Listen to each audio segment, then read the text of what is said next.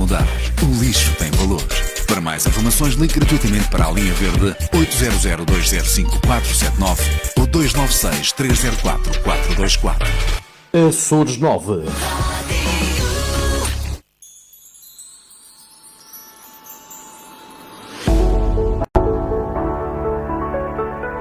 Bem, já estamos cá no programa Desporto Açores. Temos cá dois excelentes convidados. Novamente na senda desta tertúlia desportiva, temos gente aqui com muita experiência e muito conhecimento, muito para dar ao outro lado que está a nos ouvir. Agradecemos que fiquem desse lado, porque temos muitas histórias, muitas experiências, muito conhecimento para partilhar. Temos aqui nada mais nada menos do que o nosso primeiro convidado, o Dr. António Raposo. Eu costumo dar uma pequena introdução, mas depois o resto dessa introdução passo ao convidado. Portanto, é um conhecido especialista de medicina desportiva cá nos Açores. Tem um livro muito conhecido também, autor de um livro que tem muitas histórias e vai contar algumas delas aqui, vai descortinar um pouco desse livro.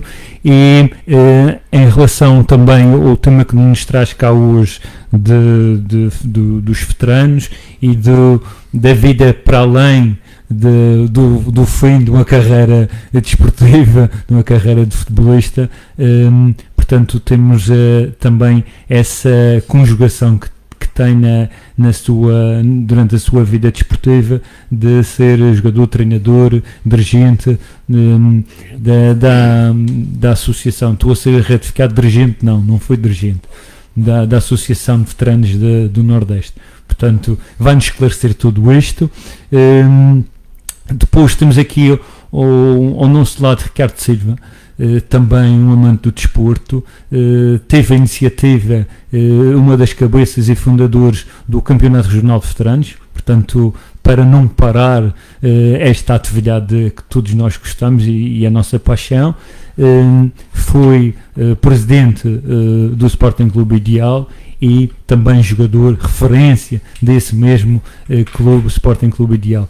Portanto, vou passar primeiro ao Dr. António Raposo para completar, portanto, esta introdução, para nos acrescentar mais alguma coisa.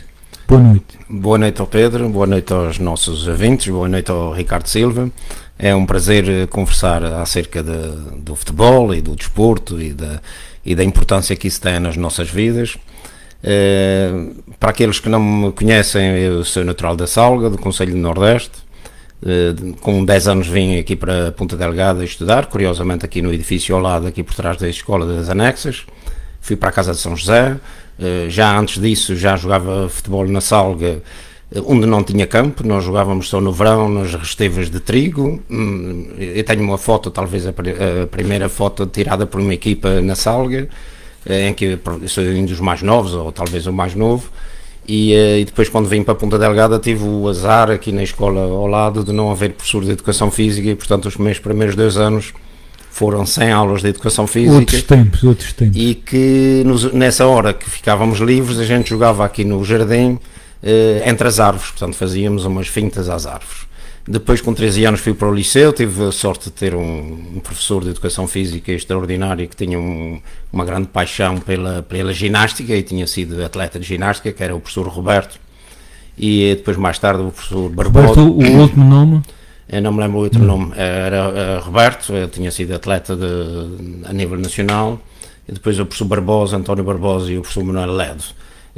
Apesar de eu ser um grande apaixonado pelo futebol e terem-me posto a alcunha do Hagan nessa altura por causa do treinador do Benfica, Jimmy Hagan, eu gostava sempre da parte física dos outros desportos todos.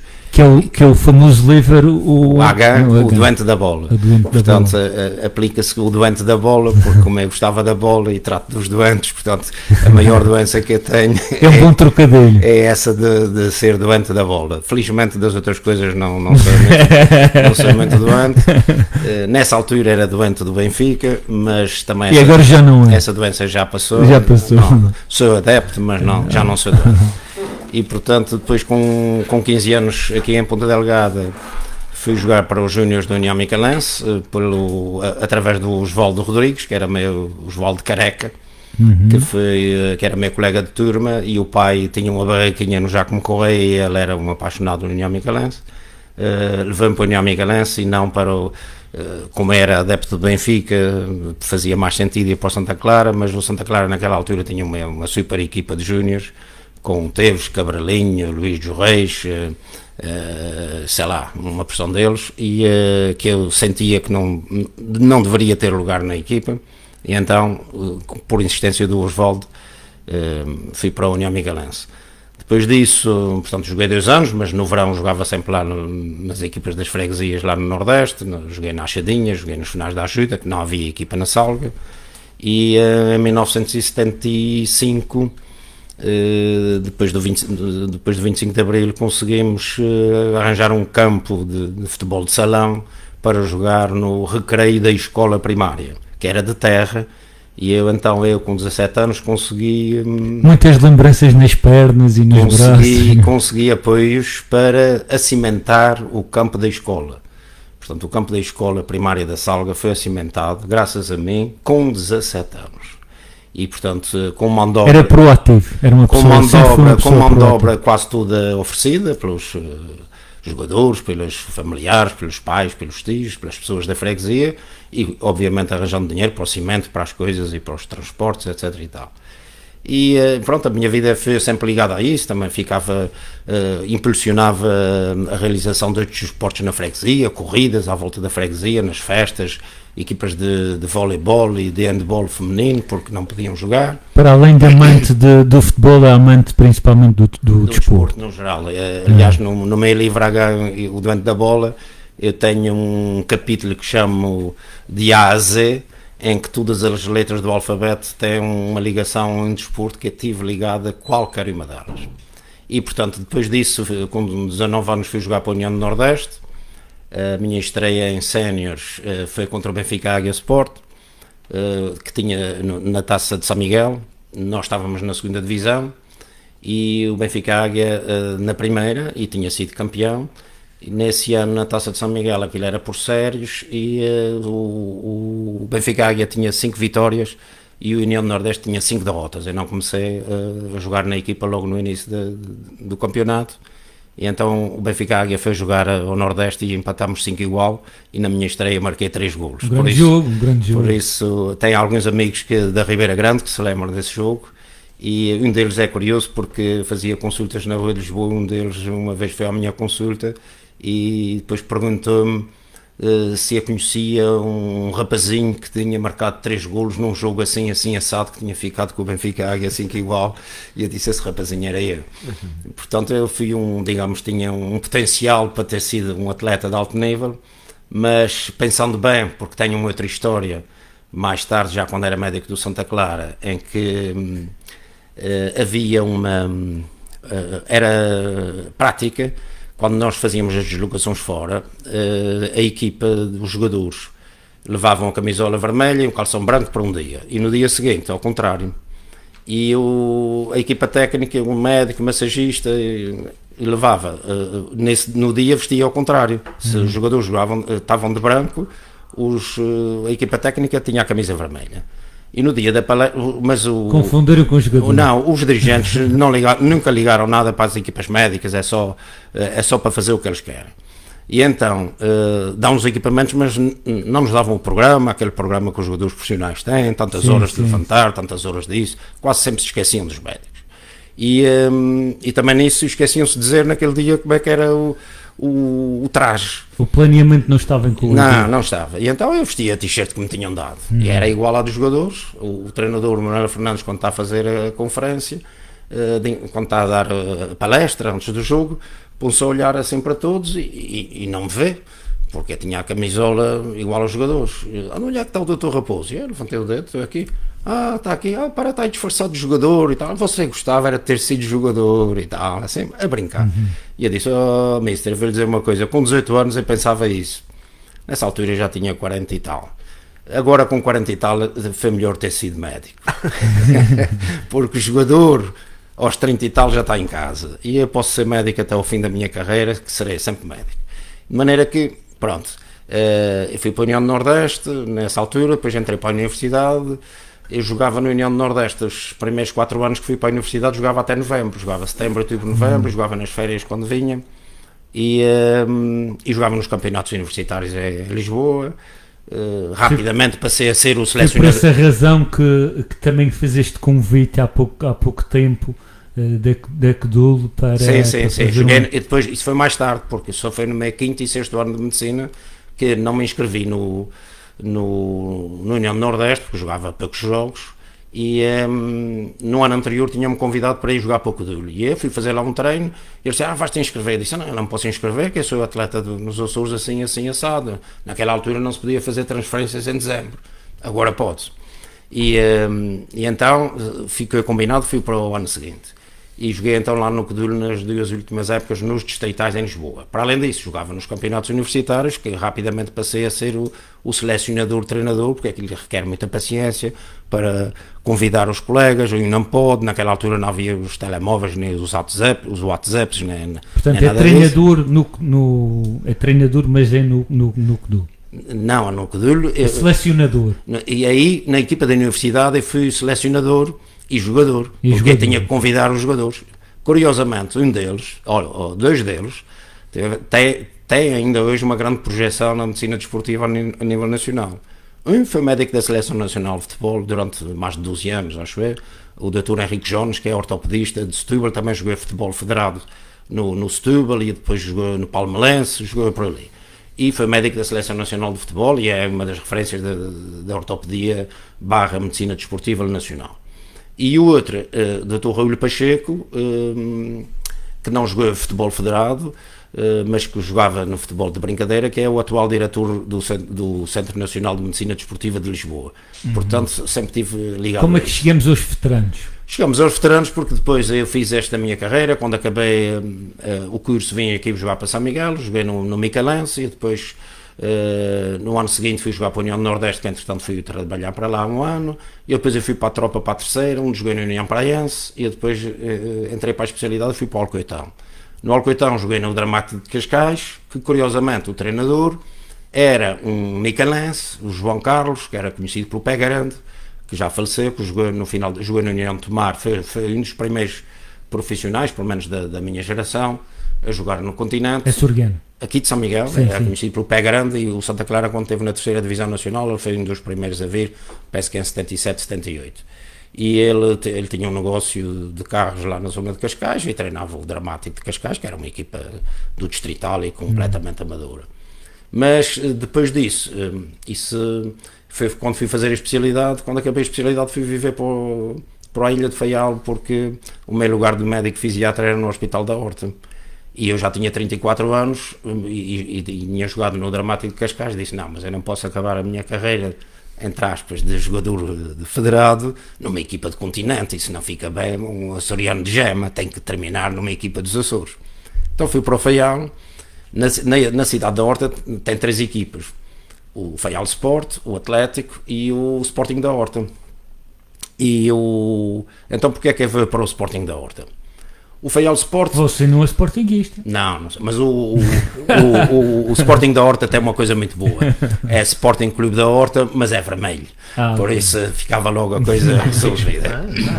E então eu fui para e tal, vai jogar para onde? O Faial Sport tinha médico. Tinha um médico que dava apoio à equipa. O Atlético tinha uma médica que era muito amiga do presidente do clube e que dava apoio à equipa. E o Sporting da Horta não tinha. Tinha tido o Dr. Sebastião, que era o pai do Dr. Martins Golar, que foi dirigente do Partido Socialista, e o outro irmão, António Golar, é médico de medicina interna e está lá no Faial, mas ele já estava velhote, já não dava apoio, e eu disse, então, tem 2 equipas que têm médico, outra não tem médico, e foi para essa. Então vou jogar e vou ser o médico da equipa. E assim fui para o Sporting da Horta. Depois disso, portanto, terminei, fiquei 3 anos a viver no Faial. Ainda no ano seguinte, em que eu já não era jogador, a equipa apurou-se para a final da Taça dos Açores, lá no Faial. Fizemos um jogo contra o Barreiro, do Barreiro da Terceira, que é de Porto Judeu, que curiosamente quem é que era o treinador? O meu grande amigo de infância e um dos meus melhores amigos da vida, o Luís Teves. E eles ganharam. Surgiu o convite? Não. Não, ficámos em segundo lugar, portanto, digamos que foi o ponto mais alto em termos de carreira de medalhas aqui nos Açores. E entretanto, depois venho para São Miguel e eu, quando estava lá no continente, havia no CIF, no Clube Internacional de Futebol, que na altura não tinha futebol federado, tinha até um campo que era de terra batida, daquela terra batida de areia no continente, onde havia um campeonato que não era de veteranos e era de... a maioria eram veteranos, mas podia jogar gente que não era veteranos. Jogos de 35 minutos para cada lado, 16 equipas, faziam torneio de preparação, Taça de Portugal, que era a Taça CIF, a eliminar, e um campeonato com 16 equipas com 30 jogos. Todos os fins de semana, ou sábado ou domingo, os 8 jogos, todos no mesmo campo. 3 de manhã e 2 à tarde no sábado. Agarra nessa... E quando cheguei aqui a São Miguel comecei a chatear os amigos, porque é que nós não fazíamos aqui, havia tanta gente já de veterano e que jogava um joguinho aqui e outro ali, porque é que a gente não fazia uma coisa organizada? E então um amigo meu da Achadinha, o atual presidente da Junta de Freguesia da Achadinha, o António José Medeiros, começou a organizar uma equipa de veteranos do Conselho do Nordeste. Em 1994, o início da equipa, a maioria dos jogadores, metade da equipa era da Achadinha, de onde ele é natural, e tinha jogadores de quase todas as freguesias. Depois, em 96, já estávamos melhor organizados e fizemos uma digressão aos Estados Unidos da América. A primeira digressão que os veteranos do Nordeste fizeram. E, portanto, desde 94, que sou jogador-treinador da equipa dos veteranos do Nordeste. Então é treinador. Sim, jogador-treinador. Não, mas também é treinador. Mas não tenho curso. Mas tem experiência. Mas o que é curioso, que eu costumo dizer por brincadeira, o Alex Ferguson foi treinador do Manchester United durante 27 anos. Portanto, eu agora já o ultrapassei, mas quando ele abandonou, ele estava à minha frente. Mas não há nenhum jogador treinador. Isso é um trono. Não há nenhum jogador no mundo, jogador-treinador, há 28 anos na mesma equipa. Pois não. Treinadores você é capaz de encontrar, e há treinadores. Mas treinador-jogador, não há. Não, penso que não, penso que é um caso. Portanto, o meu percurso no futebol foi este. Depois eu dei apoio a muitos grupos desportivos a operarem no futebol, mas eu fui médico, por exemplo, do Estoril Praia, em que o treinador era o Fernando Santos, o atual selecionador nacional. E o Estoril Praia não era só futebol, tinha basquetebol, tinha judo, tinha hóquei em patins. E portanto era médico da equipa de futebol, mas os outros andavam lá a chatear a gente. Não vamos escutar os temas todos, temos muita coisa para falar, e agora vamos aqui ao Ricardo Silva também fazer porque recordar a viver, e quem está do outro lado está a recordar, está a viver, e também fazermos um apanhado da tua longa carreira a nível do dirigismo e mesmo a nível de jogador, reconhecido por muitos. Já tivemos-te aqui no desafio que eu coloco, que é a equipa de eleição. Já tivemos 2 vezes aqui numa equipa de eleição, portanto isso é bom. e também falar um pouco deste projeto que é o Campeonato Regional dos Veteranos. Uhum. Bom, então, boa noite, obrigado Pedro, e obrigado também ao António, que é sempre uma presença muito agradável em termos de conversas e de histórias, e também uma boa noite, portanto, aos ouvintes. O que eu posso dizer é, desde que me recordo, o desporto e o futebol em particular têm sido um companheiro de longa data. Desde criança, e essa minha ligação ao futebol tem a ver com o prazer e com o gosto, com a intensidade emocional com a pessoa sempre desde criança jogou futebol, e este gosto foi um gosto que não perdi até hoje. Isso é algo que eu gosto efetivamente de fazer em termos de prática desportiva, é estar dentro de um campo de futebol, é aquilo que de certa forma mais me preenche, mais me interessa dentro dentro da área desportiva é a prática, nesse caso concreto, do futebol. Mas também pratiquei outras modalidades ao longo do tempo, nomeadamente atletismo. Ainda hoje gosto muito de correr. Provavelmente depois do futebol é aquela modalidade onde me encontro mais, e há outras agora com avançada idade que começam a ocupar algum espaço dentro do futebol, nomeadamente o ciclismo, como forma digamos, de proteção do campo eclético. Exatamente.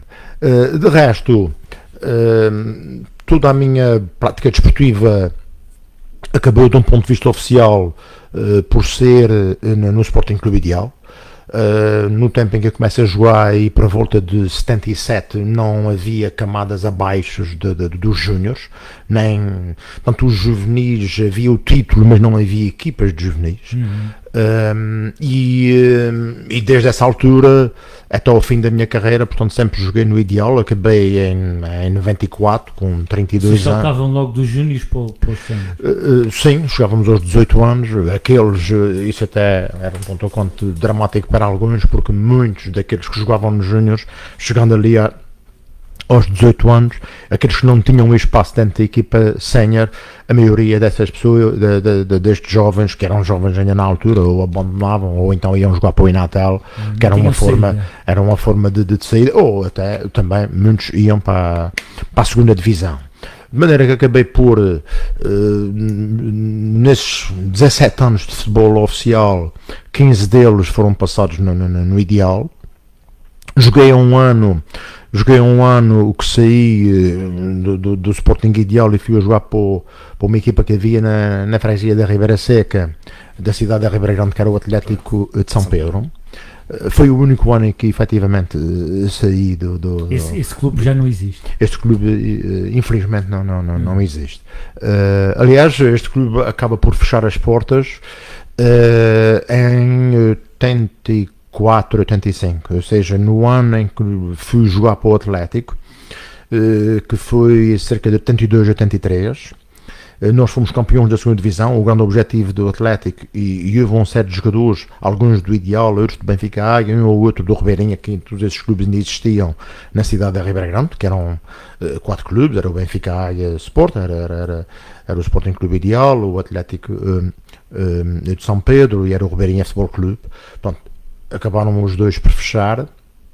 E joguei um ano no Atlético, subimos de divisão, da segunda para a primeira, e logo no primeiro ano, por algum descuido de um ponto de vista diretivo, o clube, de um ponto de vista financeiro, acabou por não se encontrar e fechou as portas. Só tiveste um ano fora do... Sim, e o outro ano foi quando eu fui trabalhar para o continente, fui efetivar-me, e lá fora não tinha condições para jogar.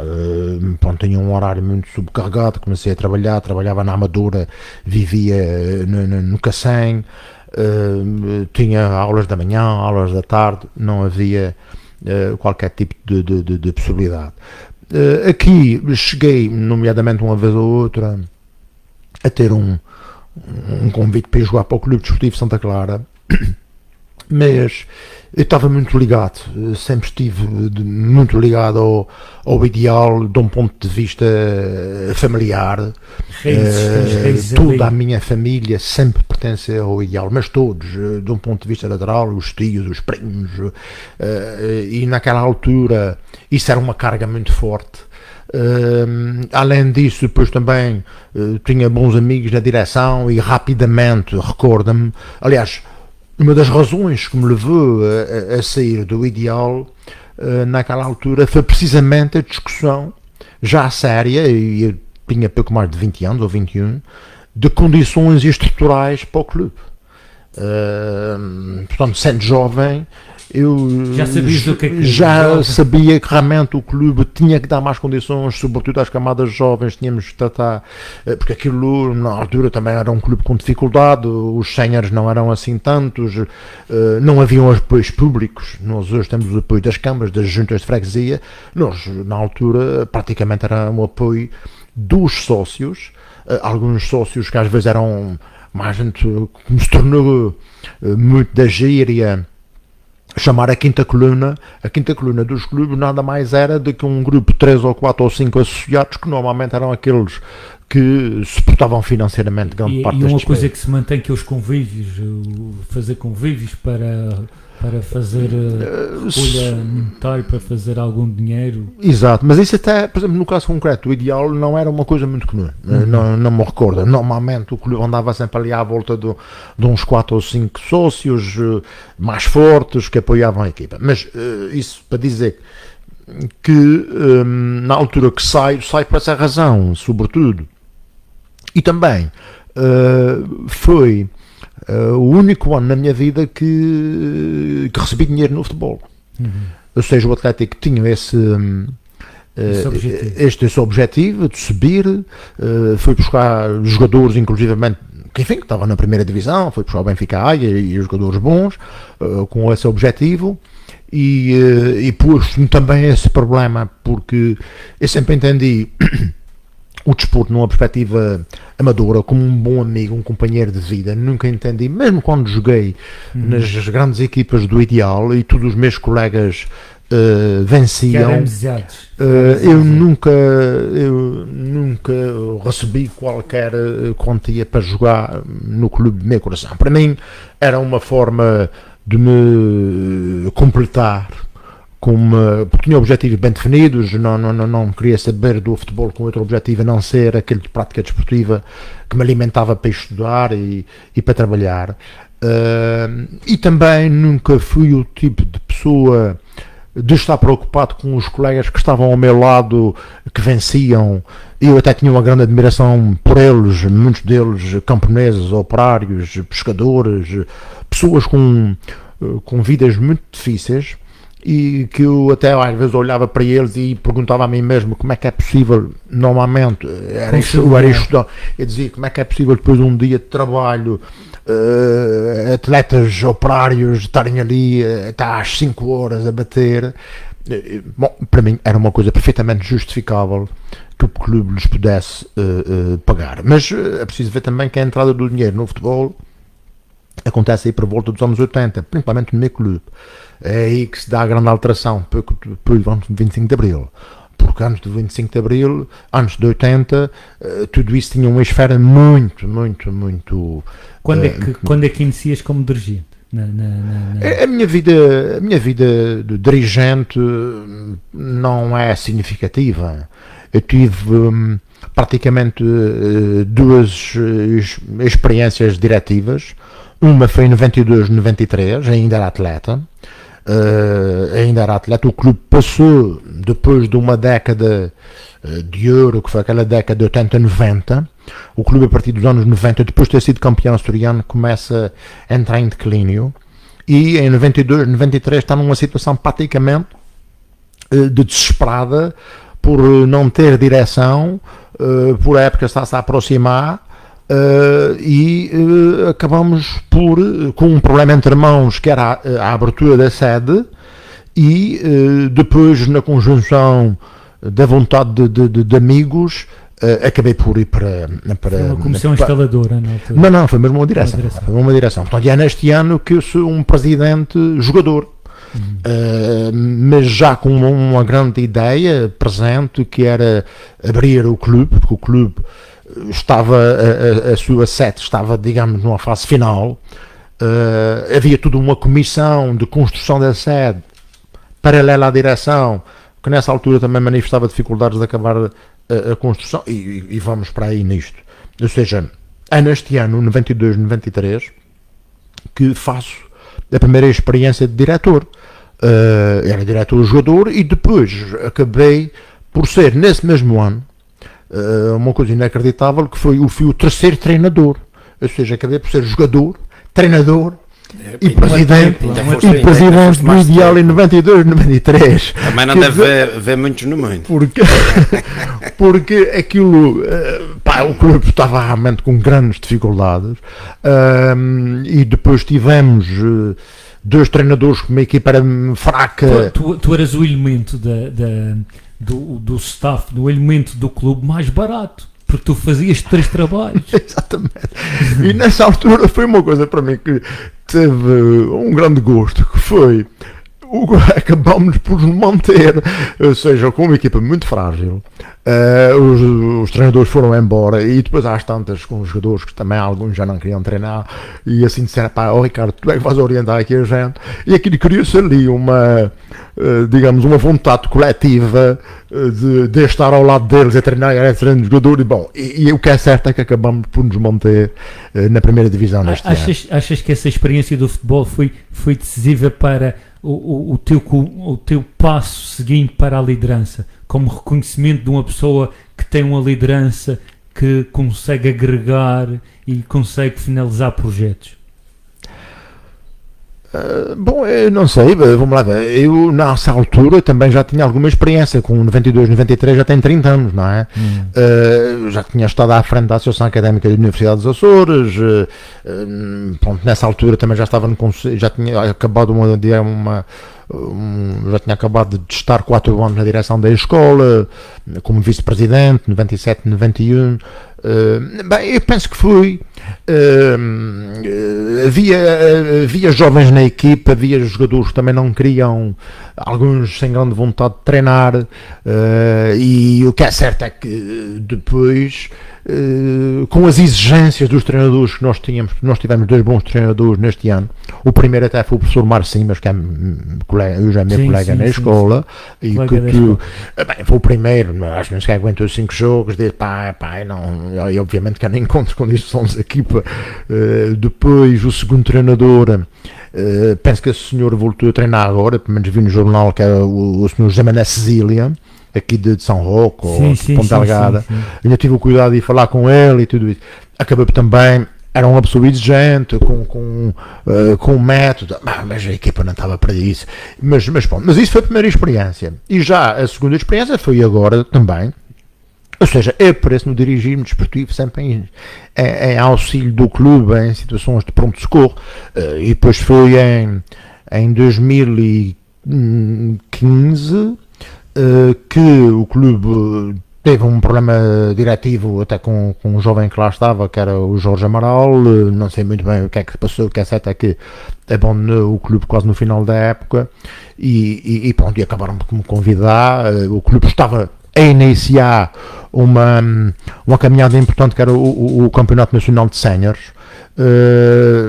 e na altura também já tinha saído da Câmara e disse, olha, vamos tentar isto. E pronto, eu estive lá 3 anos no clube. Foi uma boa experiência. Essa já mais uma experiência mais já pensada. O clube já tinha outras condições, já tinha os escalões todos,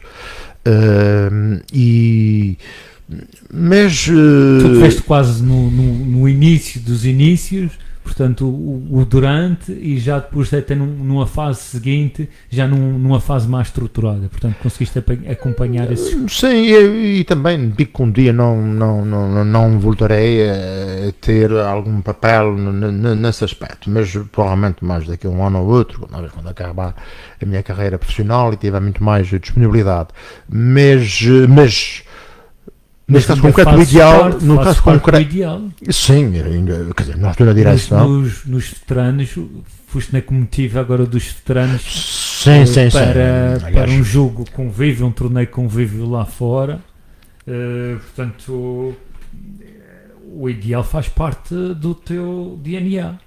Claro, eu nem estou a dizer o contrário, simplesmente quer dizer que neste momento não tenho sou sócio efetivo do clube, sempre apoio àqueles que me pedem, mas neste momento não tenho qualquer função. Segunda edição do torneio Fundadores. Exatamente, portanto, isso foi um intercâmbio que nós fizemos agora. Porquê? Porque no fundo fui um dos fundadores, com mais 2 ou 3, há cerca de 20 anos, daquilo que é hoje a Associação de Veteranos do Sporting Clube Ideal. Bom, continuo ligado a esta associação e ao meu clube de sempre. E agora vamos chegar aqui, estamos a chegar ao ponto onde eu queria, já quebramos um pouco o gelo. Do outro lado viram imensa vida, riqueza destas 2 vidas que temos aqui à nossa frente, dedicadas inteiramente ao desporto, embora com os seus afazeres profissionais paralelos, mas com uma riquíssima vida desportiva, eu conjugava, e agora os dois, uma opinião em relação a esta ideia de ter os veteranos e ter uma competição de veteranos e ter uma atividade de veteranos em que de alguma forma complementa a paixão com outros cuidados. Claramente o doutor pode indicar mais do que ninguém isso. Isso tem vantagens e tem desvantagens. Mas antes de eu não me fugir à pergunta, que eu não gosto de fugir com o rabo à seringa falando de médico. O Ricardo falou aqui que durante uma época desportiva ganhou dinheiro, não no seu clube do coração. Mas eu tenho uma história que só ganhei dinheiro uma vez na vida a jogar. Como médico, fui médico de várias equipas, até do Santa Clara na Primeira Liga, onde ganhei dinheiro, mas a jogar futebol tenho uma história curiosa que ganhei 20 escudos. 20 escudos porquê? Eu jogava na equipa da Achadinha. 20 escudos são 10 cêntimos. 10 cêntimos de hoje. 20 escudos era mais ou menos o que ganhava um homem rural. Não era mais ou menos, era o que ganhava um trabalhador rural. 1974, para aí, 73, 74. Eu tinha 15, 16 anos. E eu jogava no verão, jogava na equipa da Achadinha. Que não jogava no Inatel, era um futebol popular. Todos os domingos a gente jogava um jogo, Lomba Santa Bárbara, Fazenda de Nordeste, Mosteiros. Campeonato popular. Não era campeonato, não havia pontuação. Não havia pontuação. Nem havia árbitros, os árbitros eram arranjados da assistência na hora de jogo. E tinha muita gente. Tinha sempre muita gente a assistir nas freguesias, porque ele havia uma grande rivalidade. A Chá da Achadinha era uma coisa tremenda. Eu de vez em quando organizava, juntava uma rapaziada da Salga e a gente ia jogar à Achadinha. A gente só jogámos em 3 campos. A equipa da Salga que eu arranjava. A Achadinha, que era mais vezes, nos finais da ajuda, onde eu tinha jogado também. E na Achada, portanto íamos ali, uma grande parte das vezes íamos a pé, são 6 km para os finais da ajuda, para a Achadinha 3 km e para a Achada 7 km. Já feito o aquecimento. Portanto, já estava mais para aquecimento, alguns iam a correr. Mas então o que é que aconteceu? Num torneio das festas de verão, na Achadinha, fazia-se com umas luzes, com umas lâmpadazinhas assim à volta, que não se via quase nada, mas pronto. Mas juntava muita gente e era uma festa e era uma coisa muito engraçada. O presidente do clube, que era o treinador, vive agora nos Estados Unidos, juro que ainda não morreu, José Manuel Zapata. Eu visitei-o há uns anos lá em casa dele, a ver se encontrava uma foto quando eu joguei na Achadinha, que não consegui, não havia. E então a gente fez um jogo, aquilo era 2 jogos no primeiro dia e 2 jogos no segundo. Os vencedores jogavam a final no dia seguinte, os vencidos disputavam o 3º e 4º lugar. Era assim nas freguesias, ainda hoje em dia se faz. E então a gente ganha o primeiro jogo. E o jogo da final era o jogo entre a Achadinha e os finais da ajuda, e os finais da ajuda tinham ido se reforçar com jogadores da povoação, que na altura o Miramar tinha sido campeão de ilha, e tinha muito bons jogadores. Muita rivalidade. E havia inclusive um aqui de Ponta Delgada que também foi jogar nos finais da ajuda. Doutor, tinha muita rivalidade. Sim, aquilo era uma coisa tremenda. Mas mais justo do que... E então o treinador, presidente do clube, disse, por acaso o jogo da final eu não joguei, que ele no dia antes tinha levado uma pantofada na coxa e não pude jogar. E ele antes de começar o jogo disse, meus amigos, tinha muitos jogadores da povoação, se nós ganharmos este jogo hoje, prometo que amanhã vamos de excursão, amanhã um dia de semana, amanhã vamos de excursão para a povoação fazer negaças a esta gente que veio aqui jogar pelo final da ajuda. E ganhamos a final 4-0. E então, no dia seguinte eu vim para o liceu trabalhar para as aulas, que eu estava no liceu, aqui para a Ponta Delgada, e depois no jogo seguinte chego ao campo para equipar. A gente equipava-se numa casinha ali perto, não tinha balneários, e ele vem ter comigo e dá-me uma nota de 20 escudos, que era de um Santo António, dá-me uma nota de 20 escudos e diz, Sr. Presidente, para que é isso? Isto é os 20 escudos que foi do dia de segunda-feira. Disse, mas o dia de segunda-feira não faltei, fui para as aulas, todos os outros que eram trabalhadores rurais receberam 20 escudos, também vais receber 20 escudos, e dei-me os 20 escudos, e portanto foi uma coisa engraçada até hoje. E depois, uns anos mais tarde, já eu médico, eu quando deixei de jogar no Micalense, 82, 83, Fica desiludido porque a equipa aconteceu como o Atlético de São Pedro também, quase que entrou em falência por altura do Natal. Eles tinham prometido que eu ia ganhar 8 mil escudos, que era um terço do meu ordenado de médico, mas recebi 0 porque nunca houve nada, e eu fiquei um pouco desiludido com o futebol, digamos, federado.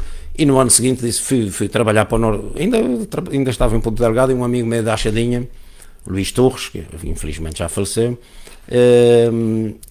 convidou-me para orientar a equipa nesse tal torneio de verão. E eu orientei a equipa e a gente ganhou os 2 jogos. A gente fez 2 ou 3 treinozinhos, pus a equipa só a orientar para eles saberem mais ou menos o que é que faziam. Eu praticamente não jogava, eu jogava só os últimos minutos, porque esse dirigente dizia que quando eu entrava, apesar de eu ser o melhor jogador que a maioria deles, quando eu entrava a equipa jogava pior. Doutor, quando tu entras, a equipa joga mal. Mas eu tinha aquele gosto de jogar um bocadinho. Então porquê? Como eles não tinham tática nenhuma, nunca tinham tido treinador, não tinha ninguém que os orientasse. Nos campos pequeninos a gente dizia: bate a bola, dá para o lado, cruza, dá para trás, faz isto, lança para a direita. E eles ouvem. E como não tinha, quando eu jogava, eu preocupava-me em jogar, já não tinha ninguém que orientasse, eles costumavam dar pontapé para a frente e jogar tudo para o torto. De maneira que depois, nesse ano que eu fiquei desiludido aqui no Michelense, fui para jogador-treinador, porque ganhámos o torneio do verão, e depois o presidente lá disse: doutor e tal, vai ficar a orientar a equipa, e então jogamos na Inatel. Portanto, também joguei um ano no Inatel pela equipa da Achadinha. Mas depois eu estava já no Hospital do Nordeste a seguir, ficava alguns fins de semana que eu não podia ir jogar porque estava de prevenção da urgência, mas acabamos ainda por ficar em segundo lugar, mas até perto do final ainda tínhamos hipótese de ganhar. O projeto dos veteranos. Os veteranos do Nordeste, há bocadinho eu disse que não era dirigente. Não é bem verdade, dirigente de direção nunca fui. Mas eu sou o presidente da Assembleia Geral, desde o início que se fundou os veteranos do Nordeste. É um cargo de prestígio. É um grande prestígio. É a representação dos sócios. Sim, mas eu sou sócio fundador da associação. Portanto, a associação está legalizada, fundamos a associação, penso que em 2008, e com 3 sócios a fazer a fundação, a escritura pública. E sou, digamos, um dos sócios fundadores, mas cargos de direção nunca tive, e também não é um objetivo. Mas, portanto, como vês, o que é importante, porque é que eu comecei a minha conversa a dizer que não ia fugir dela, mas eu falo muito. Quando eu falar muito tens que me cortar a palavra. A minha mulher também, é que já está à vontade. A minha mulher já diz isso, que eu falo muito, inclusive nas consultas, conto histórias, etc. E tal. E então, um campeonato organizado tem vantagens. Porquê? Porque tem compromisso. Portanto, se faz jogos de 15 em 15 dias, as equipas sabem que de 15 em 15 dias têm um jogo. Isso é uma vantagem, e as equipas motivam-se, portanto as pessoas ligam-se à associação dos veteranos e motivam-se porque sabem que têm um jogo de 15 em 15 dias. E tem uma desvantagem para quem mora mais longe. Às vezes agora o Nordeste não é tanto morar longe, mas em termos psicológicos ainda funciona Nordeste e povoação como sendo muito longe. E então nós quando vamos jogar fora temos quase sempre muito poucos jogadores, porque há um que não lhe apetece. Fizemos um jogo em casa há 15 dias com a Associação de Veteranos de Alqueins do continente, tivemos 19 jogadores, os veteranos do Nordeste, mas 15 dias antes tínhamos ido jogar à Vila Franca com o Desportivo de Vila Franca, e 13 ou 14. Portanto é sempre, e às vezes 13 ou 14 já é muito bom, portanto, quando vamos jogar fora. E então, para dizer o quê? Uma coisa organizada tem essa grande vantagem da regularidade, que é o que se pretende para benefícios para a saúde, é que haja regularidade na prática. A desvantagem é do compromisso exagerado para quem já tem a sua idade e tem outros compromissos na vida, e tem famílias, e alguns já têm netos, não têm netos, mas têm outros compromissos na sua vida, quer profissional, quer de ligação a dirigentes desportivos ou treinadores. Por exemplo, nos veteranos do Nordeste, vários ou eram treinadores de camadas jovens, ou tinham miúdos a jogar e tinham que levar os seus miúdos, e portanto ter um compromisso assim fixo é mau. Portanto é mais flexível. O fazer jogos só isolados tem uma grande vantagem, é não haver, portanto, há competitividade quando estamos a jogar, claro que a gente quer ganhar, mas não há pontuação, não estamos a disputar o primeiro e o segundo lugar, nem o último, nem descemos de divisão, e se o árbitro marca um penalti mal marcado, a gente ri-se, há um ou dois que discute, mas isso não tem problema nenhum. Já quando é os campeonatos organizados, as equipas que são mais competitivas, muitas vezes há discussões, e há discussões com os árbitros, e depois as pessoas, como já não têm nada a perder, quer dizer, não há castigos monetários, não... a Associação de Veteranos do Nordeste tem optado por não participar neste torneio de veteranos organizado por esse motivo do compromisso e da dificuldade em arranjar pessoal para cumprir com essa regularidade. Entramos uma vez, mas não acabou bem, falhamos um jogo porque a outra equipa também, falhamos um jogo em casa, porque a outra equipa não contatou connosco para confirmar o jogo. Mesmo nestes jogos, e eu fiz reuniões com o Dr. Ricardo Silva antes do início da pandemia, eu dava sempre esta dica, que é, ok, o jogo fica marcado para tal, chegamos aqui, joga o Boa Vista com o Sporting no dia tal, mas convém antes confirmar a hora de jogo, se confirma, se há algum problema, se o campo está livre, porque se é veteranos, não é a Associação de Futebol manda um comunicado e tem que cumprir e ponto final. Porque senão depois pode acontecer, penso que acontecer não foi só connosco, o rapaz, o homem lá, o jogador dirigente lá dos veteranos da outra equipa que ia jogar connosco no Nordeste, ligou para mim, eu por acaso nem estava cá nos Açores, estava no continente, ligou para mim a dizer, estamos aqui no campo à vossa espera e não aparece ninguém, quer dizer, foi uma coisa muito desagradável. Mas ainda não pagamos essa dívida. Essa dívida é essa equipa, a gente vai ter que os convidar e oferecer-lhes uma grande jantarada. Não foi o Sporting ideal, senão a gente tinha conversado antes. Mas, portanto, tem que ser algo adaptável. Mas é muito importante isto que eu queria concluir. Uma coisa organizada, mantém o compromisso e sabemos que temos o jogo.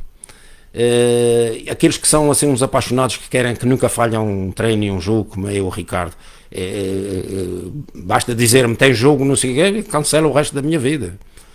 Cancela. Tenho agora no final daqui a 2 semanas em Lisboa os meus amigos do Codul que convidei o outro dia para vir cá, eles fazem o encerramento da época no dia 12.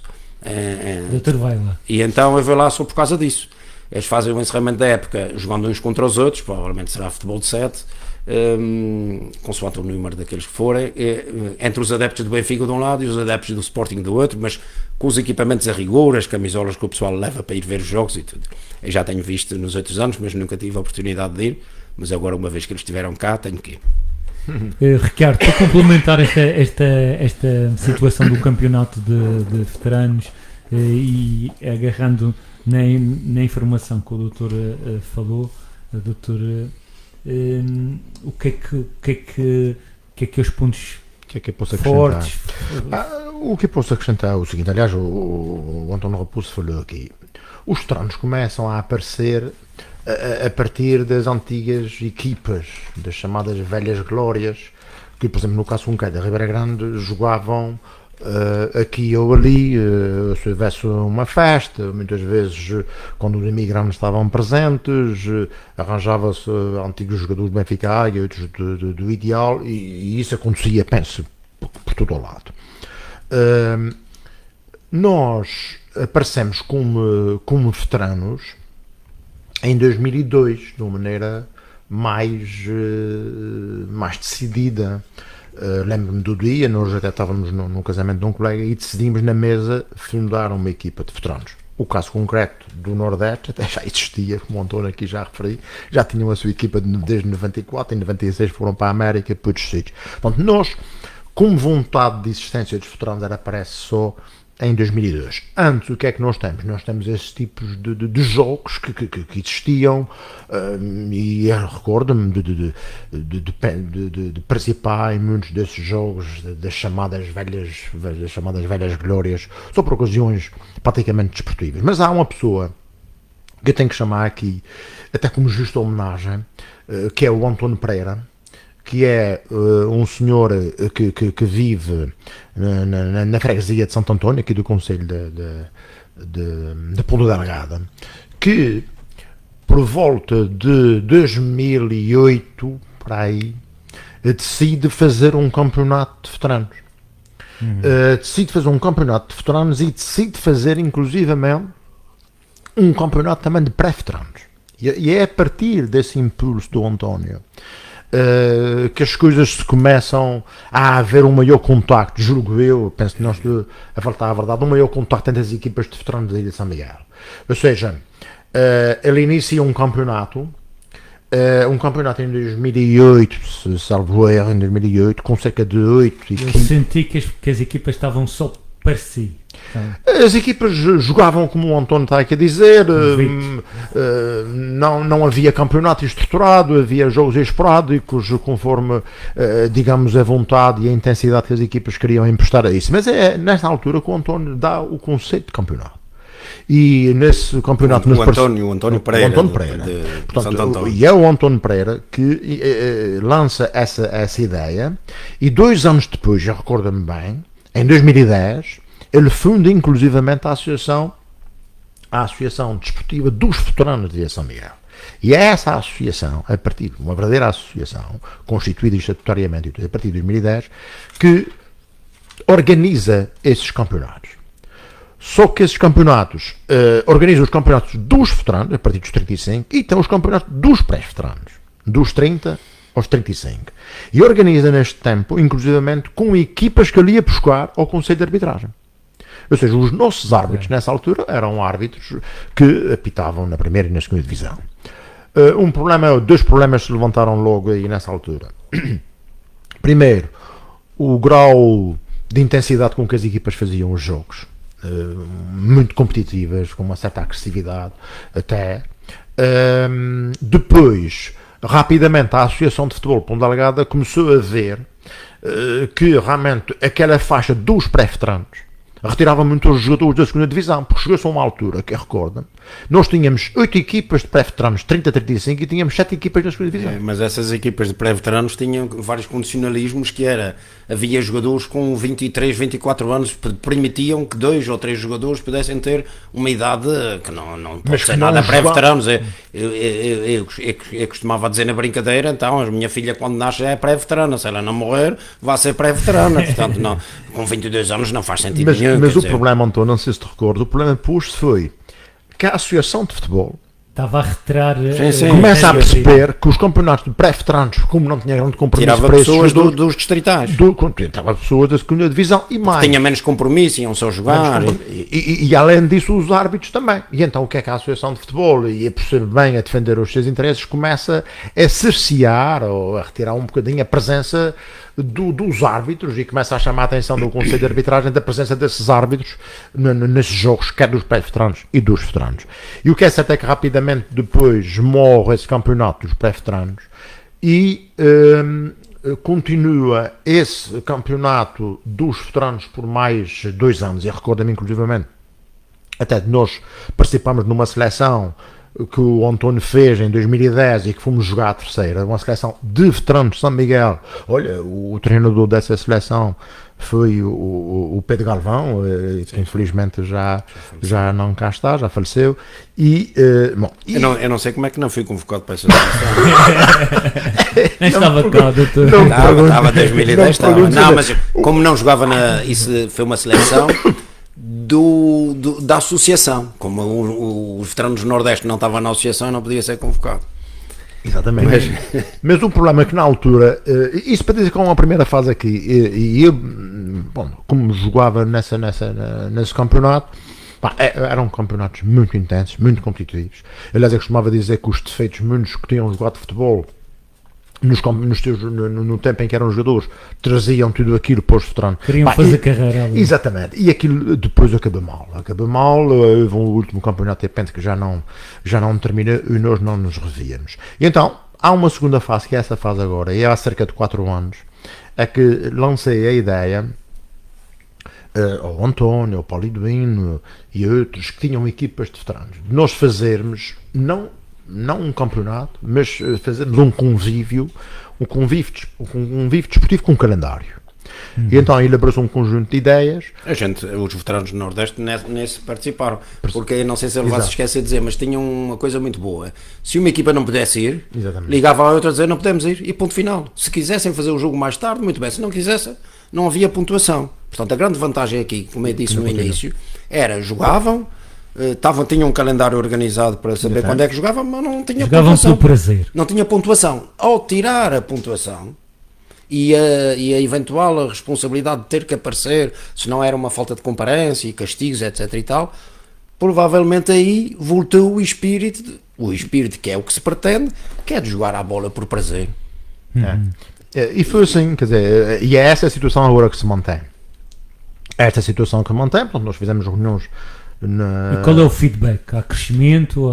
Não, há crescimento. Nós também temos 10 equipas nesse tipo de convite e não estamos a contar com os veteranos do Nordeste, precisamente por causa dessas dificuldades. E há outras equipas que a gente sabe que existem. O António já falou aqui noutras, uma equipa de Vila Franca, que também não está. Mas é precisamente esse espírito. Ou seja, nós fizemos esses convívios desportivos com 10 pontos. Os árbitros 10 pontos de um ponto de vista com as regras nesse sentido, ou seja, não há pontuação. Não há vencedores de nada, o que existe é um convívio, cada equipa que recebe acaba por arranjar a arbitragem que complementa sempre com a equipa contrária, e ao retirar o espírito competitivo disso, nós ia fazermos jogos de 15 em 15 dias, que era um problema que se colocava, e se uma equipa tiver dificuldade ao fim de 15 dias de jogar... O nível competitivo, portanto, o âmbito competitivo é difícil de tirar do ser humano. Não, mas isso é uma coisa, quando estás em jogo, tudo bem, mas se aquilo não contar para um campeonato... passa a ser logo tudo muito mais suave. A agressividade dos jogadores para fazer lesões, a discussão com os árbitros. Eu já apitei, o Ricardo não sei se já apitou, mas quando há jogos dos veteranos do Nordeste e não conseguimos árbitro, eu sou o mais velho da equipa, sempre jogo só uns minutos no fim. Costumava sempre dizer, olha, eu apito a primeira parte, se eu roubar muito para a minha equipa, ao intervalo, um de vocês apita e rouba para a sua. Mas pronto, o foco é desviado. Olha, teve uma equipa da Madeira, veio jogar contra nós, agora como o Pedro é da Madeira, veio jogar contra nós no Nordeste, juro que foi Boa Ventura. Do meu conselho. Conselho de São Vicente, o Conselho de São Vicente é geminado pelo Nordeste, e tenho muito bons amigos lá. E então eu apitei o jogo, dizendo que eu queria jogar os últimos 10 minutos, portanto depois os últimos 10 minutos tinham que arranjar um árbitro. E eu apitei o jogo naquela de deixar jogar, não estar sempre a interromper por qualquer toquezinho, ou empurrão, ou coisa e tal. E o que é certo, que perto do intervalo eu marquei uma falta a favor da equipa de Boa Ventura. E depois o intervalo chegou logo de seguida e um deles, que já me conhecia, veio ter comigo e disse: doutor, parabéns, vai ter uma medalha. Disse: vai ter uma medalha porquê? O doutor já marcou uma falta a nosso favor. E eu depois disse: sim, marquei uma a vosso favor. E quantas eu marquei a favor dos veteranos do Nordeste? 2. Houve 3 faltas na primeira parte.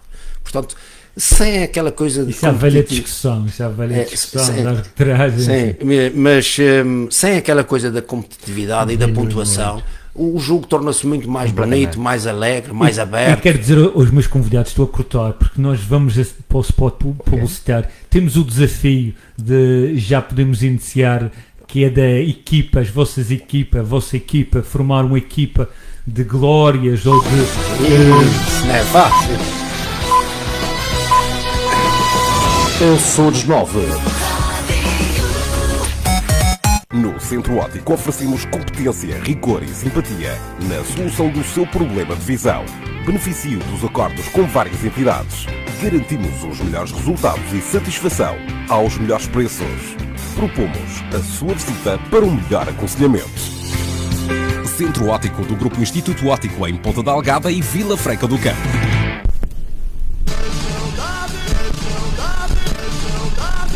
A pintura do seu carro parece um disco riscado.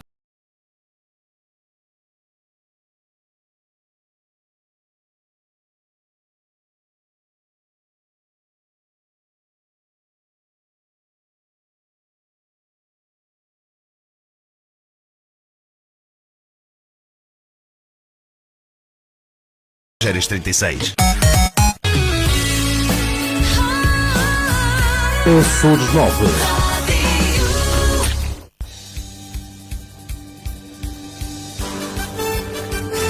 Você está a ouvir a sua Açores 9 Rádio. Açores 9. Músicas com história, com Jacinto Martins.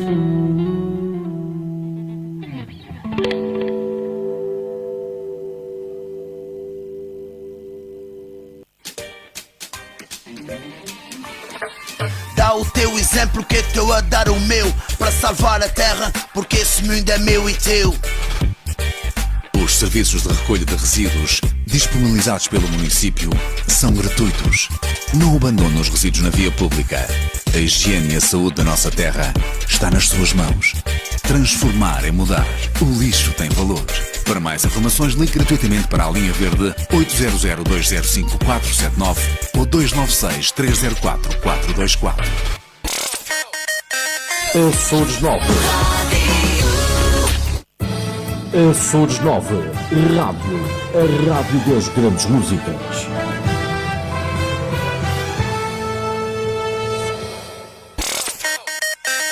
Açores 9.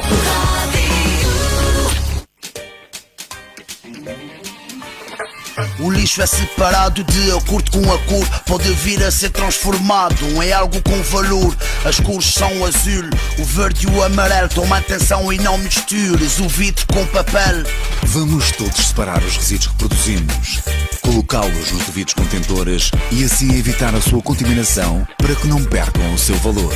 Reduzir a produção de resíduos é o melhor para o planeta. Transformar é mudar. O lixo tem valor. Para mais informações, ligue gratuitamente para a linha verde 800-205-479 ou 296-304-424. Açores 9.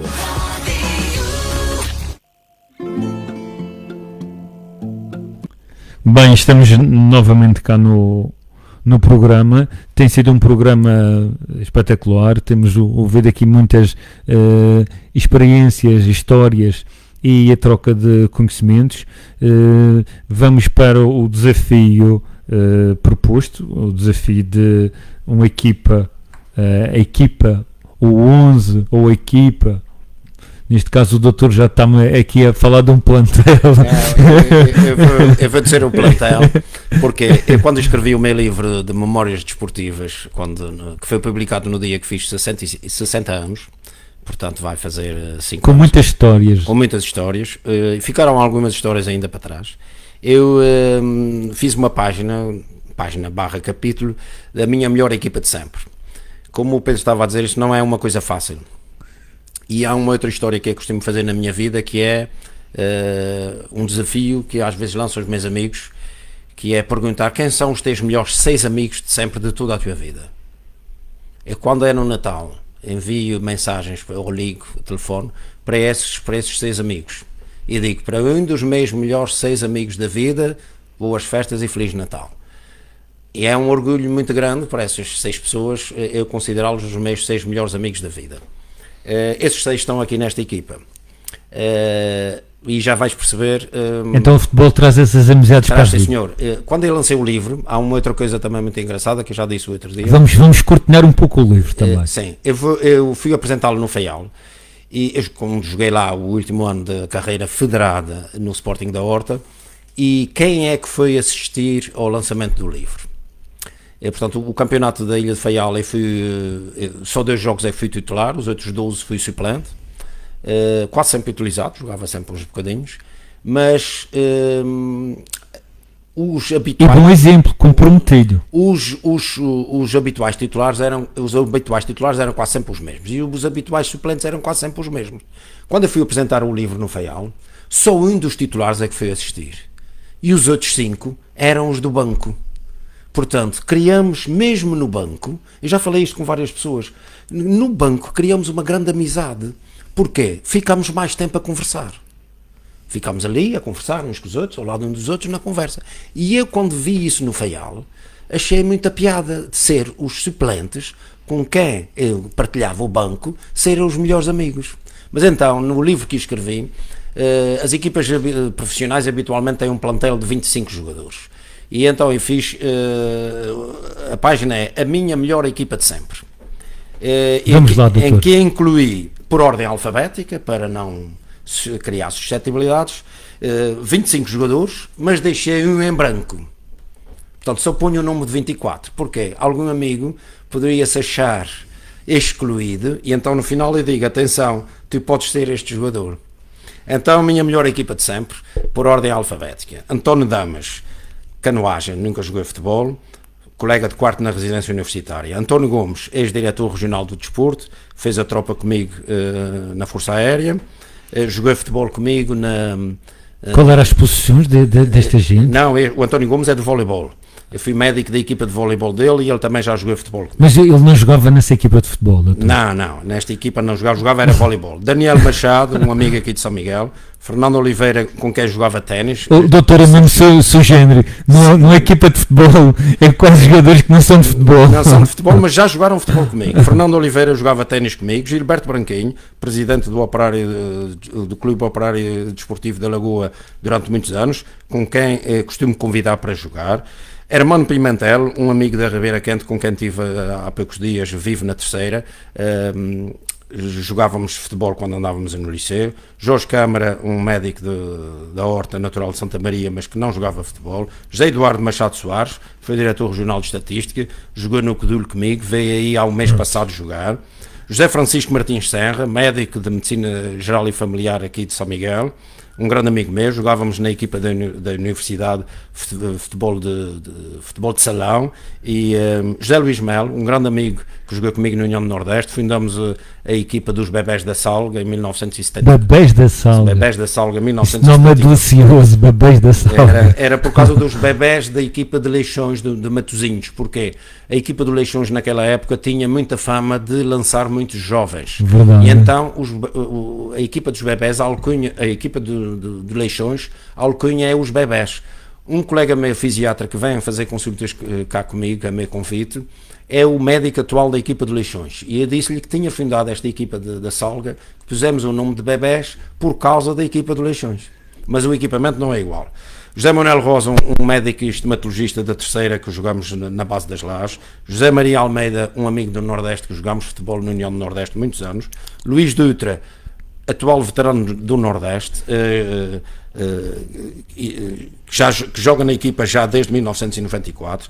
Luís Mateus, um amigo do Nordeste, que foi funcionário da SATA durante muitos anos, nunca jogou futebol, mas um grande amigo. Luís Teves, Luís Manuel da Silva Teves, colega da turma de liceu, o único nortestense a jogar no Campeonato Nacional de Futebol, jogou no Académico de Coimbra. Julgo que 77, 78. Fiz-lhe uma homenagem nos Estados Unidos numa deslocação dos veteranos em 2008, em Fall River. Vive lá. Não, ele vive aqui. Ele vive na Terceira há 40 anos, que foi para jogar para o Lusitânia, penso que em 77, e depois ele faz uma experiência na primeira divisão nacional, não havia liga, já era a primeira divisão, onde joga no Académico de Coimbra, e depois regressa e faz a sua carreira profissional e de futebol, toda na Terceira.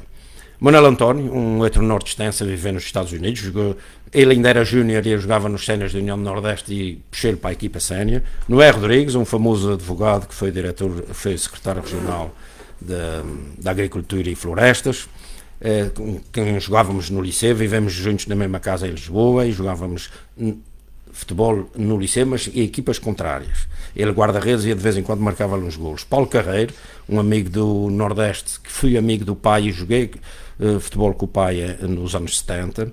Raul Pacheco, o tal de Lisboa, que jogava comigo, eu selecionador, jogava comigo na equipa da universidade. Rui Goulart, um fisioterapeuta da Horta, onde fui sócio dele.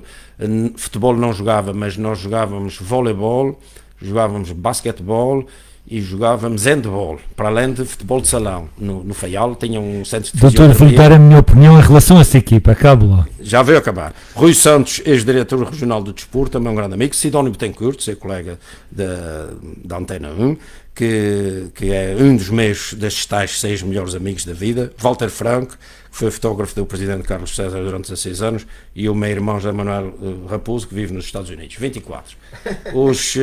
Portanto, o plantel está completo. Eu sou um meio tortuliano, não sou... De maneira que algum que me tenha esquecido é o 25º. Eu vou-lhe dizer uma coisa, nessa sua equipa, é muito difícil de jogar. Agora eu vou-me identificar como treinador é muito difícil de jogar porque é uma equipa imprevisível. Nunca se sabe o que é que pode sair dessa equipa, portanto será uma equipa muito difícil de jogar. Mas não tem problema nenhum. Eu já fui, quando fui aos Estados Unidos em 2008 com a equipa de veteranos do Nordeste, foi connosco o Adriano Silva, que era jogador do Sporting na altura, tinha 19 anos, foi o pai. Foi o professor André Seabra, que é o presidente da Futebol School. Portugal Football School. E foi o senhor Aurélio Pereira, o famoso olheiro do Sport, da Academia Aurélio Pereira. E nós tínhamos 24 jogadores. E tínhamos 3 guarda-redes, por exemplo. E eu tinha a lista dos jogadores no meu papel e o cronómetro. Ora, temos 3 guarda-redes, os jogos são 70 minutos, cada guarda-redes tem que jogar 22 minutos e meio. E então os 22 minutos saem entre outros.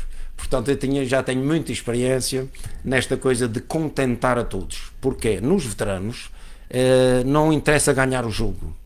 O que interessa ganhar o jogo se temos 3 ou 4 suplentes que não jogam. Esses suplentes nunca mais jogam, nunca mais vão estar connosco, ficam aborrecidos. Toda a gente quer jogar um bocadinho, mesmo que a gente perca o jogo. É quase um voltar ao início que os miúdos têm, aquele prazer. Exatamente. Que a gente tem que dar. A lei obriga, por exemplo, no basquetebol, 2 das minhas filhas jogaram basquetebol em miúdas. A lei obriga, o basquetebol tem 2 partes, mas 4 tempos. A primeira parte dividida a meio e a segunda parte também dividida a meio. 10 minutos cada parte, cada tempo. Nenhum jogador pode jogar 3 partes seguidas e nenhum pode jogar 4, só pode jogar 3. E portanto isso condiciona os treinadores, né? Como o treinador da seleção nacional, que pode pôr sempre só os melhores quando quer ganhar o jogo. Aqui nos veteranos temos de ter essa grande preocupação, que é mesmo perdendo o jogo, permitir que todos tirem prazer da realização da prática desportiva. Ok. Mas agora fico curioso para saber o Ricardo Silva que equipa é que vai pôr. Vamos. Bom, ele apanhou-me assim de surpresa. A equipa que eu tenho aqui, obviamente, desta equipa, só há um que já faleceu, são quase todos jogadores da Ribeira Grande. Mas quando eu ponho da Ribeira Grande é pelo facto de ter jogado com eles e pelo facto de admirar as qualidades de cada um que aqui está. Ponho para já na baliza um guarda-redes, não sei se as pessoas se recordam, que foi um guarda-redes do Ideal durante muitos anos, que para mim chamava-me a atenção o facto de ele não jogar com joelheiras, não jogar com cotoveleiras. Era um homem simples, era um homem simples na baliza, de um ponto de vista de adereços da sua proteção, mas era um excelente guarda-redes. Tinha uma altura formidável e que se chama José da Silva. Joguei alguns anos com ele, o meu irmão jogou mais tempo ainda com ele, mas era um guarda-redes formidável. Sabes que para recordar tens que pôr sempre a alcunha. Se houver um alcunha eu não posso dizer essa. Esta não. Alcunha é um palavrão. Não, um palavrão. Óbvio, diz que o José Milhares. Esse eu não posso. Esse não posso dizer. O José da Silva era um guarda-redes formidável e que realmente, na altura, como jogador muito novato, dizia, porque os cruzamentos eram todos deles, os pontapés de canto, portanto era um jogador que nós tínhamos tranquilidade a jogar. Mas também o Buraca, que foi o substituto do José da Silva, também foi um guarda-redes que praticamente nos acompanhou, mais pequeno, mais afoito, mas aquele que eu achei pelas suas qualidades naturais e que não levava o futebol a sério, que é uma outra coisa curiosa, não é? Há aqui alguns que não às vezes tem o talento, há muita gente com talento. Exatamente. Eu punha no lado direito um jogador que jogou no Benfica e jogou no Ideal. Basicamente foi um grande jogador no Ideal, que era chamado António Grilo. Era um jogador, era o tal que eu ainda hoje admirava-o, porque era um operário, um trabalhador da construção civil, uma vida muito dura, mas que era um excelente jogador, com boa técnica, avançando duro, e um jogador que deixou uma grande recordação na Ribeira Grande. Punha na centro da defesa aquilo que quem vem, aquele que toda a gente considera como o grande jogador da Ribeira Grande, ou o maior jogador da Ribeira Grande, que era o Manel Rita. Tive o gosto de jogar com o Manel, que era...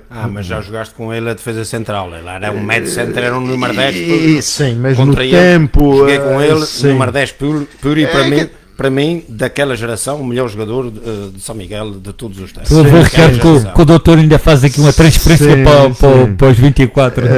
Pois, o Manuel ainda hoje joga, mas o Manuel já apanhei, não que a sua pujança, mas era possível ver. O Manuel jogou oficialmente até aos 42 anos, era uma força da natureza, mas o Manuel era um jogador que... não tinha grandes preocupações táticas, mas era um jogador versátil, forte, com as qualidades todas. Foi para o futebol nacional, então acabou por ter um convite para jogar no Atlético da Tapadinha. Lá esteve, não se adaptou, era um jovem na altura, recém-casado, e depois acabou por vir para cá. Foi dos primeiros a partir para o continente. Depois punham ao lado dele um outro jogador que durante muitos anos foi um central de Santa Clara, Ribeira Grande, que também saiu do Ideal, que era o Pedrinho Cordeiro. Foi meu colega de liceu. Exatamente, o Pedrinho, baixo, muito veloz, com uma capacidade de elevação formidável e com uma capacidade de antecipação. Era um jogador de eleição. Saiu do Ideal ainda jovem, foi para o Operário, depois foi para o Santa Clara, mas até ao fim da sua carreira foi um excelente central. E punha no lado de esquerdo um outro jogador com o qual joguei durante muitos anos, que hoje é um taxista na Ilha de Santa Maria, chamado José Caetano. Veio do Ribeirinha para o Ideal e praticamente manteve-se sempre no Ideal.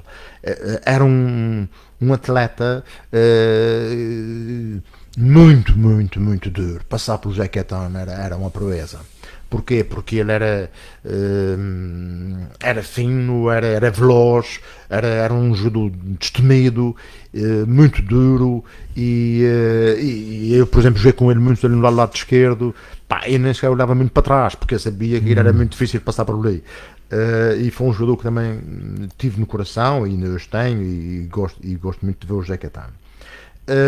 Aqui no centro do terreno, põe para mim um dos melhores jogadores dos Açores, e quem jogou contra ele sabe isso o que é que foi, que era o Mariano Raposo. O Mariano Raposo esteve foi júnior juvenil do Benfica. Foi júnior do Benfica, depois foi para o Marítimo da Madeira. Exatamente, foi para o Marítimo da Madeira.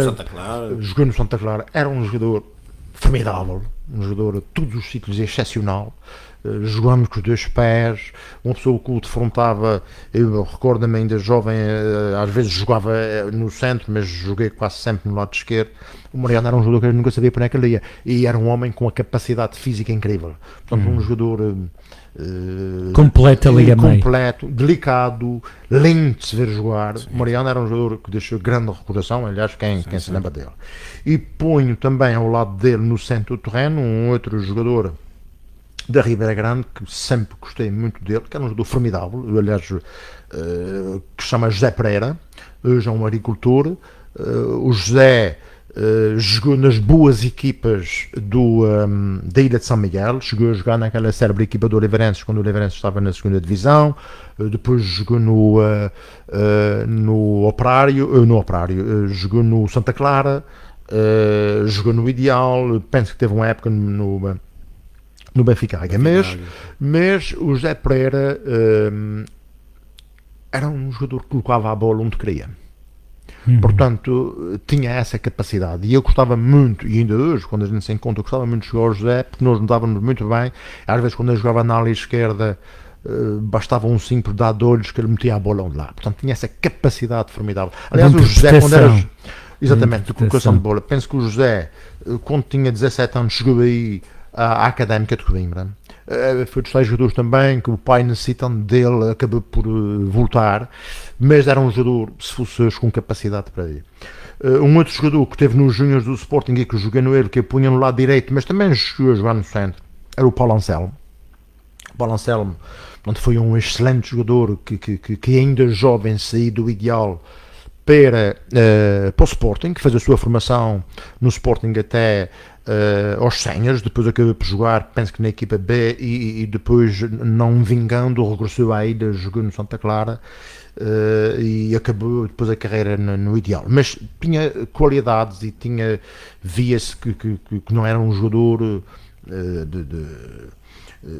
ao nosso nível, para assim dizer.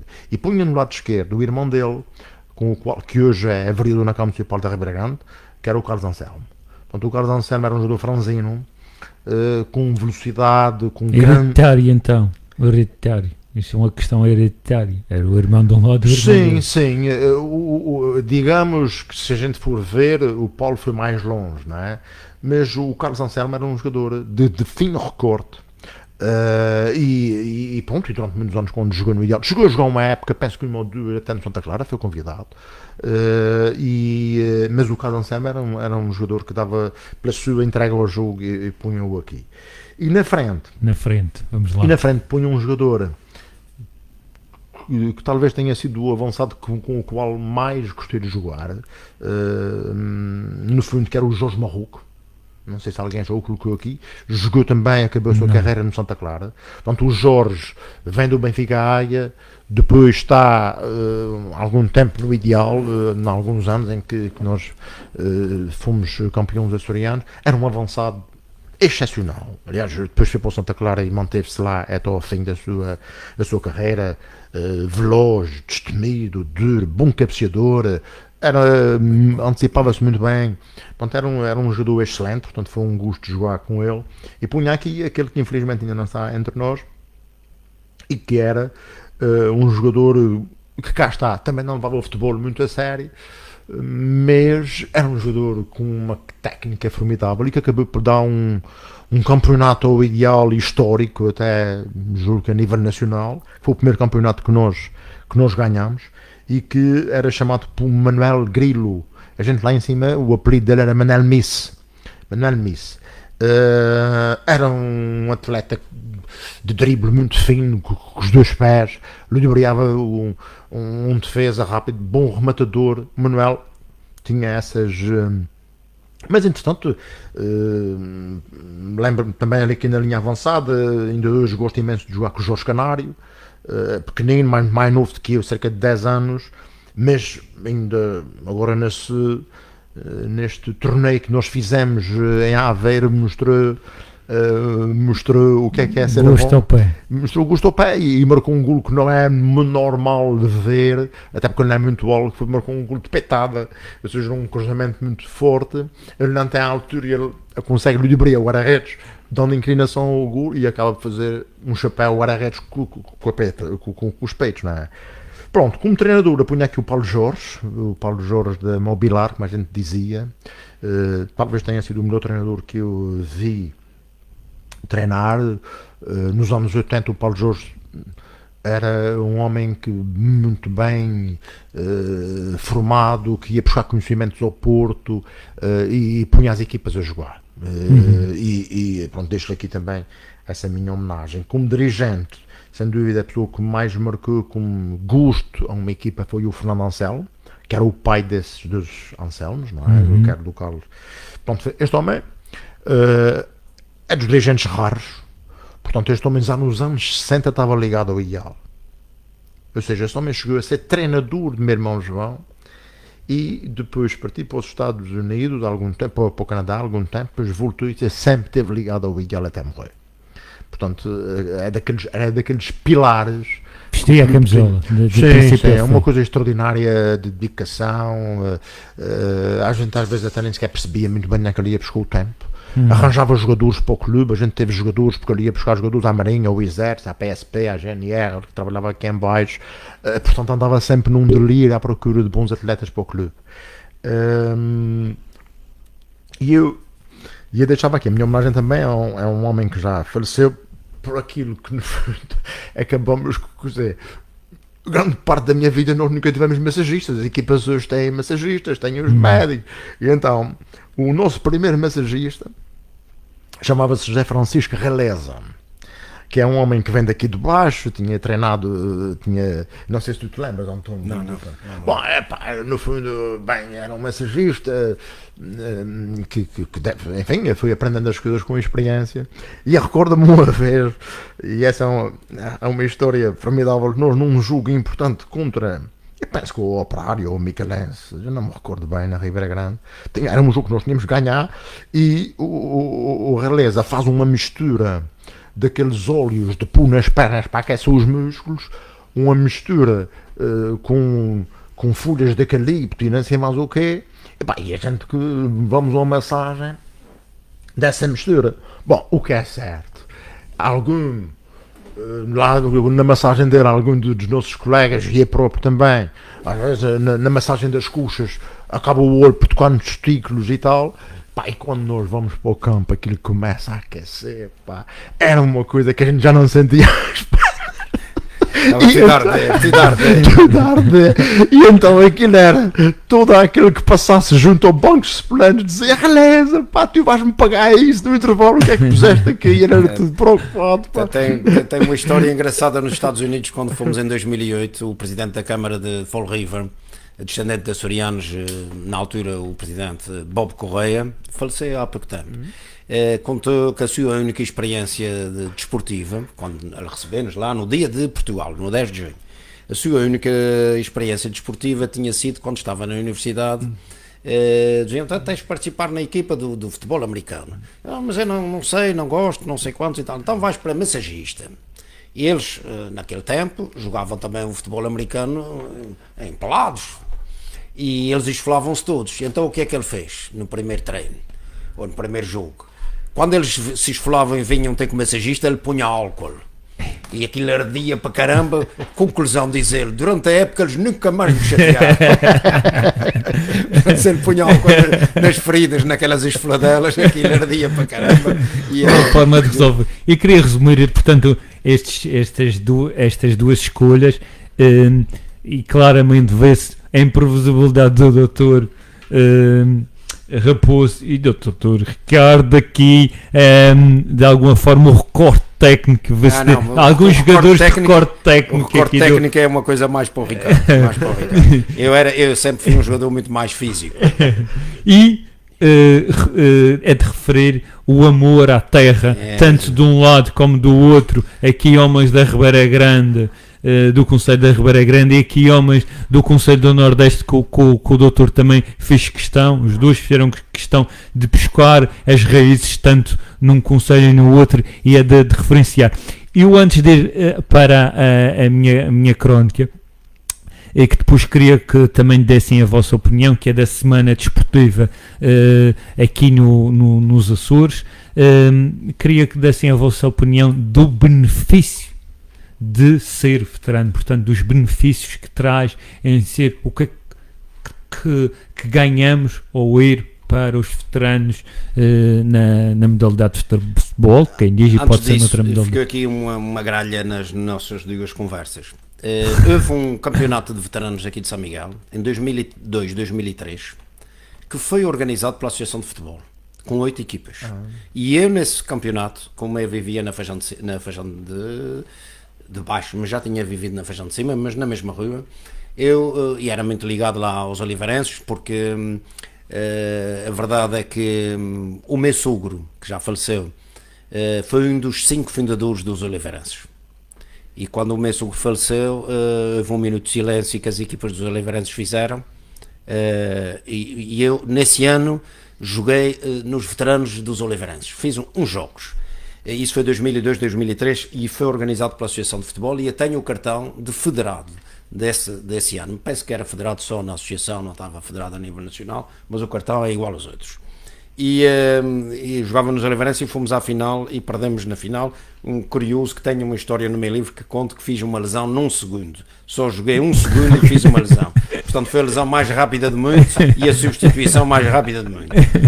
Eu estive a aquecer, depois lançam a bola para mim, e eu, quando veio parar a bola, portanto o jogo estava interrompido quando eu entrei, a bola era dos oliveirenses, o jogador lança a bola para mim, eu abro a perna, fiz uma ruptura dos adutores. Doutor, acha que isso não foi propositado? Mas igual a essa, na Ribeira Grande também, recordo. Não, mas esta foi um segundo só. O jogo está parado, eu entro, o jogador lança a bola para mim, portanto foi só o tempo da bola vir do lançamento para mim. E quando eu abro a perna para parar a bola, rasguei o adutor e saí logo. O doutor não acha que isso pode ser estratégico? Isso foi para metê-lo fora do jogo. Há outras estratégias. Mas pronto, respondendo à sua pergunta, é muito importante, é muito bom jogar nos veteranos. O ano passado eu organizei um jogo na minha Quinta das Rosas em Rabo de Peixe, um jogo de futebol de 5, com uns amigos e um deles médico, no final com um almoço, um senhor padre jogou com a gente, pronto. No final esse meu amigo médico também jogou por acaso jogou no Sporting Ideal, o Dr. Gil Rezendes, que é oftalmologista. Quando a gente estava no almoço ele disse: Raposo, eu vou dizer uma coisa, eu joguei futebol federado, eu gostava imenso, mas acredita que estes jogos de hoje em dia entre amigos me dá um prazer muito superior àquele que dava quando a gente jogava federados, com aquela coisa competitiva. E uma grande vantagem e um grande prazer de jogar nos veteranos, só se pode jogar nos veteranos se não tiver morrido em novo. Se morrer em novo, nunca sabe o que é o futebol dos veteranos, porque só jogou em novo. E há, infelizmente, muitos amigos nossos morreram novos e não chegaram a poder ter 60 anos ou 64 e poder jogar futebol entre os amigos, com convívio são e fazendo atividade física, porque estar ligado aos veteranos também implica que a gente faça um bocadinho de exercício para não fazer muita má figura quando vai jogar e, portanto, motiva um bocadinho para a prática do exercício físico e da atividade física e do desporto, neste caso, do futebol, que traz grandes benefícios para a saúde. Nós no futebol dos veteranos fazemos uma coisa, gastamos as energias primeiro e depois repomos-las na terceira parte. As pessoas que ganham peso durante a vida fazem ao contrário, ganham primeiro muito peso, tornam-se com excesso de peso ou com obesidade, já têm complicações na vida e então vão fazer exercício físico para perder o peso acumulado em excesso. Nós também temos nos nossos amigos veteranos, nas nossas equipas e nas adversárias, jogadores que têm uns quilinhos a mais, mas se eles não fizessem atividade física, então seria muito pior. Portanto, os benefícios que a prática da atividade física, do desporto, do exercício trazem para a saúde são imensos, a todos os níveis, não é só da parte osteoarticular, diminui o câncer do intestino, diminui o câncer da mama, diminui a percentagem de diabetes, diminui a tensão arterial, diminui o stress, diminui o risco de osteoporose, diminui as dores articulares. Portanto, nós fomos feitos, os nossos antepassados, o nosso ADN dos nossos antepassados de há milhares de anos atrás, nós fomos feitos para caminhar à procura de alimento e de abrigo 12 a 14 km por dia. Portanto, os nossos antepassados do Homo erectus, quando o homem se põe em pé, percorria 12 a 14 km à procura de comida, de sítio para se abrigar. Depois da Revolução Industrial no final do século XVIII, começou o pessoal a ir para as fábricas, a ficar sedentário, a fazer trabalhos de repetição e a fazer lesões nas fábricas para as quais os trabalhadores não estavam preparados, e a ficarem sedentários e a aumentar a tensão arterial e a diabetes e os cancros e etc. e tal. E portanto, nós sabendo isso da história e da evolução da raça humana, não fazemos o esforço suficiente para repor aquilo para que o nosso organismo está programado, que é para fazer atividade física.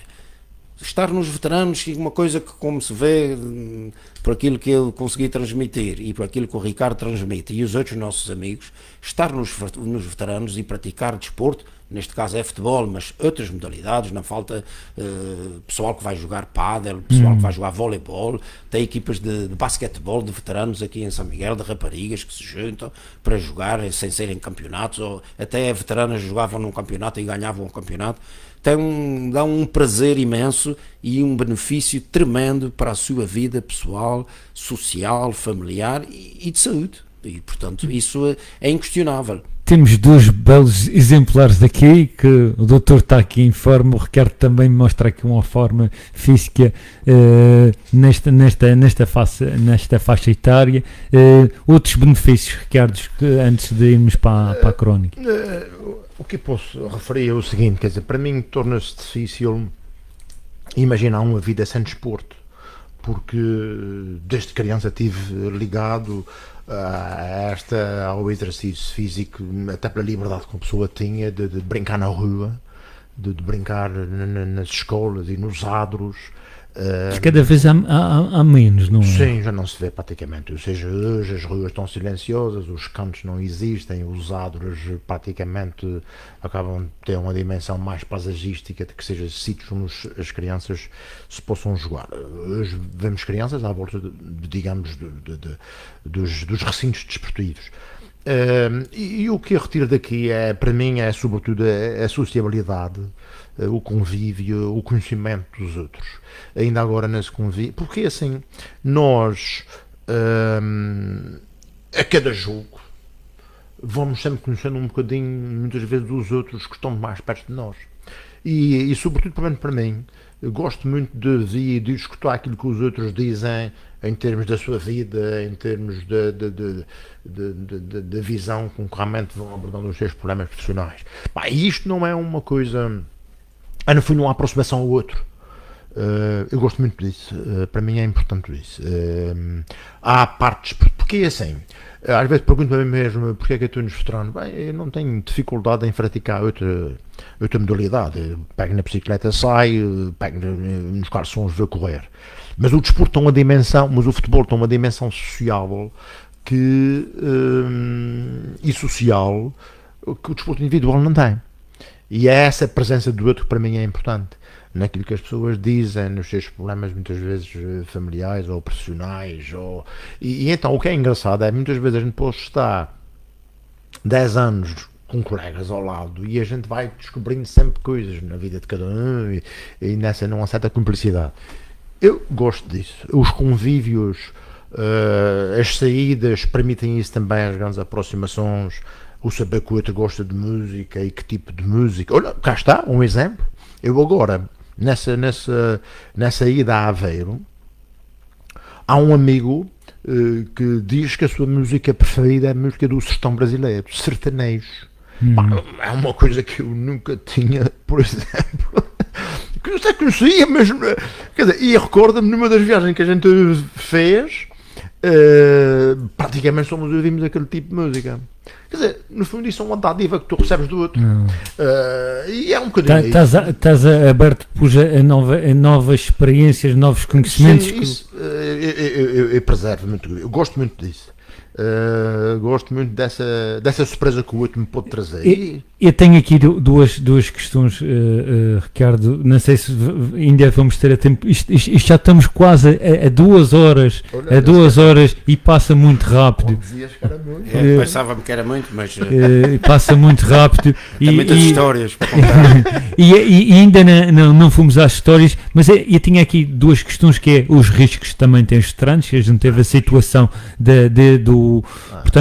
desta situação do veterano do operário que foi lá à Madeira à Camacha, que teve uma série de homenagens, e também queria saber a diferença entre o futebol naquele tempo e o futebol atual. Não sei se vamos conseguir escrutinar isto, mas eu peço neste momento um pouco se for possível. Daquilo que eu posso transmitir da minha área profissional, e já escrevi um artigo e tenho inclusive no meu livro um capítulo que é sobre a morte súbita no desporto, e escrevi no Diário dos Açores também um artigo acerca disso no ano passado, ou há 2 anos, quando morreu o Dr. Fonseca Esteves, que era monitor de cardiologia no meu curso de pós-graduação em Medicina Desportiva. A morte súbita no desporto é uma coisa que o primeiro sinal às vezes é mesmo só a morte. Portanto, não dá sintomas antes. Okay. Quando dá sintomas, já não morre, já não é morte súbita. Portanto, morte súbita, existe morte súbita no desporto, mas existe também noutras atividades. E, portanto, é um risco. Obviamente que a realização de um exame médico desportivo, o conhecimento do médico de medicina geral e familiar de quem pratica desporto, o conhecimento das suas patologias, o aconselhamento, tudo isso é muito importante. A alto nível, a realização de exames sofisticados pode diminuir o risco, mas o risco nunca é zero. O risco de eu ir agora para Rabo de Peixe, onde moro, e o Dr. Ricardo ir para a Ribeira Grande, o risco na estrada não é zero. Aqui onde estamos, no estúdio, o risco é menor. Mas nós não vamos ficar aqui toda a noite, a gente tem que ir para casa, portanto a gente corre algum risco em toda a atividade. Portanto, a prática da atividade física tem risco para lesões, nomeadamente lesões musculoesqueléticas. E tem este risco, a lesão pior no desporto, nenhum professor que dizia isso, a lesão mais grave no desporto é a morte, que não se pode evitar completamente. Pode-se reduzir o risco fazendo os exames e seguindo os conselhos que os médicos dizem. Mas, e era esta parte que era muito importante dizer, ficar sentado no sofá e não fazer atividade física tem um risco de doença 20 e tal vezes superior a quem faz exercício físico. Portanto, se sabemos que 1000 pessoas fazendo atividade física, ou 1000 não, mas 1 milhão de pessoas fazendo atividade física e uma delas vai morrer por fazer atividade física, se esse 1 milhão de pessoas não fizer atividade física, vão morrer 30 ou 40.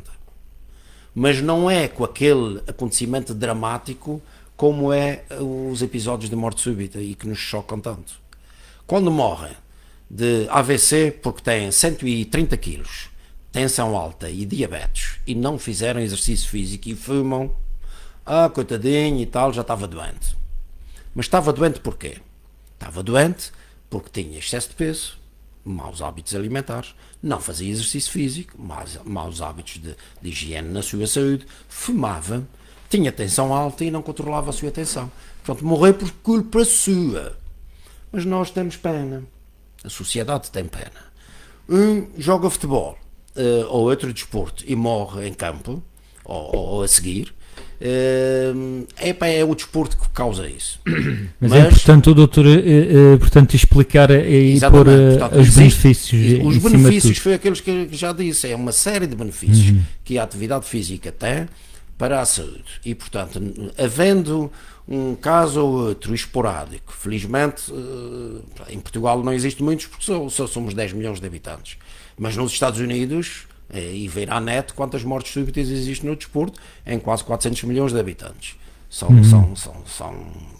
um número enorme que agora não me lembro. Mas são muitos. Mas não é por causa disso que os americanos deixam de fazer desporto. Porque se deixarem, uma vez que já têm 50 e tal a 60% de excesso de peso e de obesidade, ainda vai morrer mais gente. Portanto, a prática da atividade física é altamente benéfica e deve ser recomendada a realização de um exame clínico normal, simples, pelo seu médico de família, que só se detectar que a pessoa tem alguma doença, pode consultar o especialista dessa área e vai saber. E eu tenho doenças também e tomo uma medicação. Há 2 anos foi-me detectada hipertensão arterial e tomo um medicamento para a hipertensão. A médica de cardiologia que me via disse: doutora, mas eu se deixar de jogar futebol com os meus amigos eu morro mais cedo. O teu risco é reduzido. Podes praticar, fiz exames de prova de esforço, eletrocardiograma, etc. e ecocardiograma. Controla-se. Controla. Portanto, e tem outra coisa que é muito importante dizer, que é vamos imaginar que surge um acontecimento fatal a um amigo nosso desse ou a um de nós, eu ou o Ricardo Silva. Já disse à minha mulher e às minhas filhas: se é morrer a jogar futebol, digam que ele morreu feliz. Morreu feliz. Morreu entre os amigos, morreu fazendo aquilo que mais gostava. Eu não espero não morrer tão cedo. Mas se isso acontecer, podem fazer uma festa. Morreu feliz. É muito melhor do que estar na televisão a ver porcarias de programas, obeso, com tensão alta e com uma máquina de oxigênio ligado porque já não consegue respirar. Muito bem. Ricardo, se queres acrescentar já agora as diferenças entre o o antes e o depois no vosso futebol e o que vocês passaram. Temos... Bem, quer dizer, a única coisa que eu queria acrescentar àquilo que o António disse nessa parte dos riscos eu julgo que uma pessoa tem que também ir se autoanalisando e estando atento a si sentir o seu corpo. Exatamente, portanto é um pouco isso. E, por exemplo, agora ultrapassou os 60, já começa a verificar que, por exemplo, naquelas brincadeiras do futebol, do futsal, tem-me ilusionado aqui eu ali com mais facilidade devido aos movimentos bruscos que uma pessoa faz do que antes não fazia. Pronto, isso uma pessoa tem que começar a perceber que tem que jogar talvez de maneira diferente, não buscar a brusquidão e tudo isso. Bem, isso importa muito uma pessoa se auto-analisando. Meu irmão João, que tem hoje 71 anos, quis abandonar, que gosta imenso de futebol também, mas imenso, também na linha daquilo que nós estamos aqui a falar. Aos 50 decidi deixar de jogar mesmo a brincar para se preservar de um ponto de vista físico, mas continua a correr, por exemplo. Corre e nada, e praticamente todos os dias. E está numa forma física invejável. Portanto, a pessoa vai se analisando e vai procurando modalidades que pode defender o seu físico. A grande diferença em termos de futebol, tu disseste à altura, eu acho que hoje, para mim, falta afetividade a muito miúdo, a muito lar, aqueles que praticam o desporto. Vejo muita procura de interesse e não vejo a procura genuína da prática. E às vezes isso começa cedo, mas também acaba cedo. Os dropouts, os que abandonam. É isso. E isto, como voltar atrás, não sei, porque no fundo, ainda foi agora, estávamos ali no café, só se ouve falar em milhões, em sucesso, em discussões tremendas, em mesas redondas intermináveis, porque o outro saiu por 50 milhões ou 40 milhões e isso e aquilo. Isso vai invadindo os lares da cabeça. Nós tivemos aqui mesmo o Clemente e outros convidados anteriores, o professor Libério Câmara, e vemos nos vários. Havia um tema que era comum, que era inflacionar o desporto, inflacionar os jogadores, inflacionar portanto, os intervenientes, sobreinflacionavam, portanto, davam um sobrevalor excessivo sem passar os várias etapas. Às vezes querem pôr uma coisa que às vezes me pedem para fazer, que é subida de 2 escalões. Para jogar no escalão acima não precisa de nenhum exame médico especial, mas para jogar 2 escalões acima é preciso um exame médico que tem que ser validado pelo Centro Nacional de Medicina Desportiva. Aqui na região eu sou o único que eu pode fazer, mas não sou eu que dou a validação. A papelada é toda enviada para o Centro Nacional de Medicina Desportiva. Um miúdo que tem 15 anos vai jogar nos séniores, não passa pelos júniores.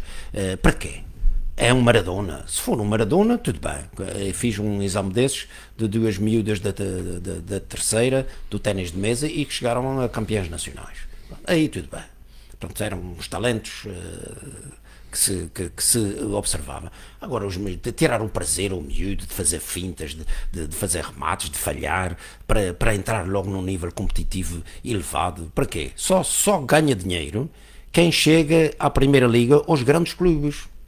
Quem joga nos clubes abaixo ganha dinheiro para viver, porque só está, o Tarantino tem no seu livro, que os jogadores jogam em média só 5 anos na Primeira Liga. 5 anos na Primeira Liga, ganhar 5 mil euros por mês, e muitos não ganham isso.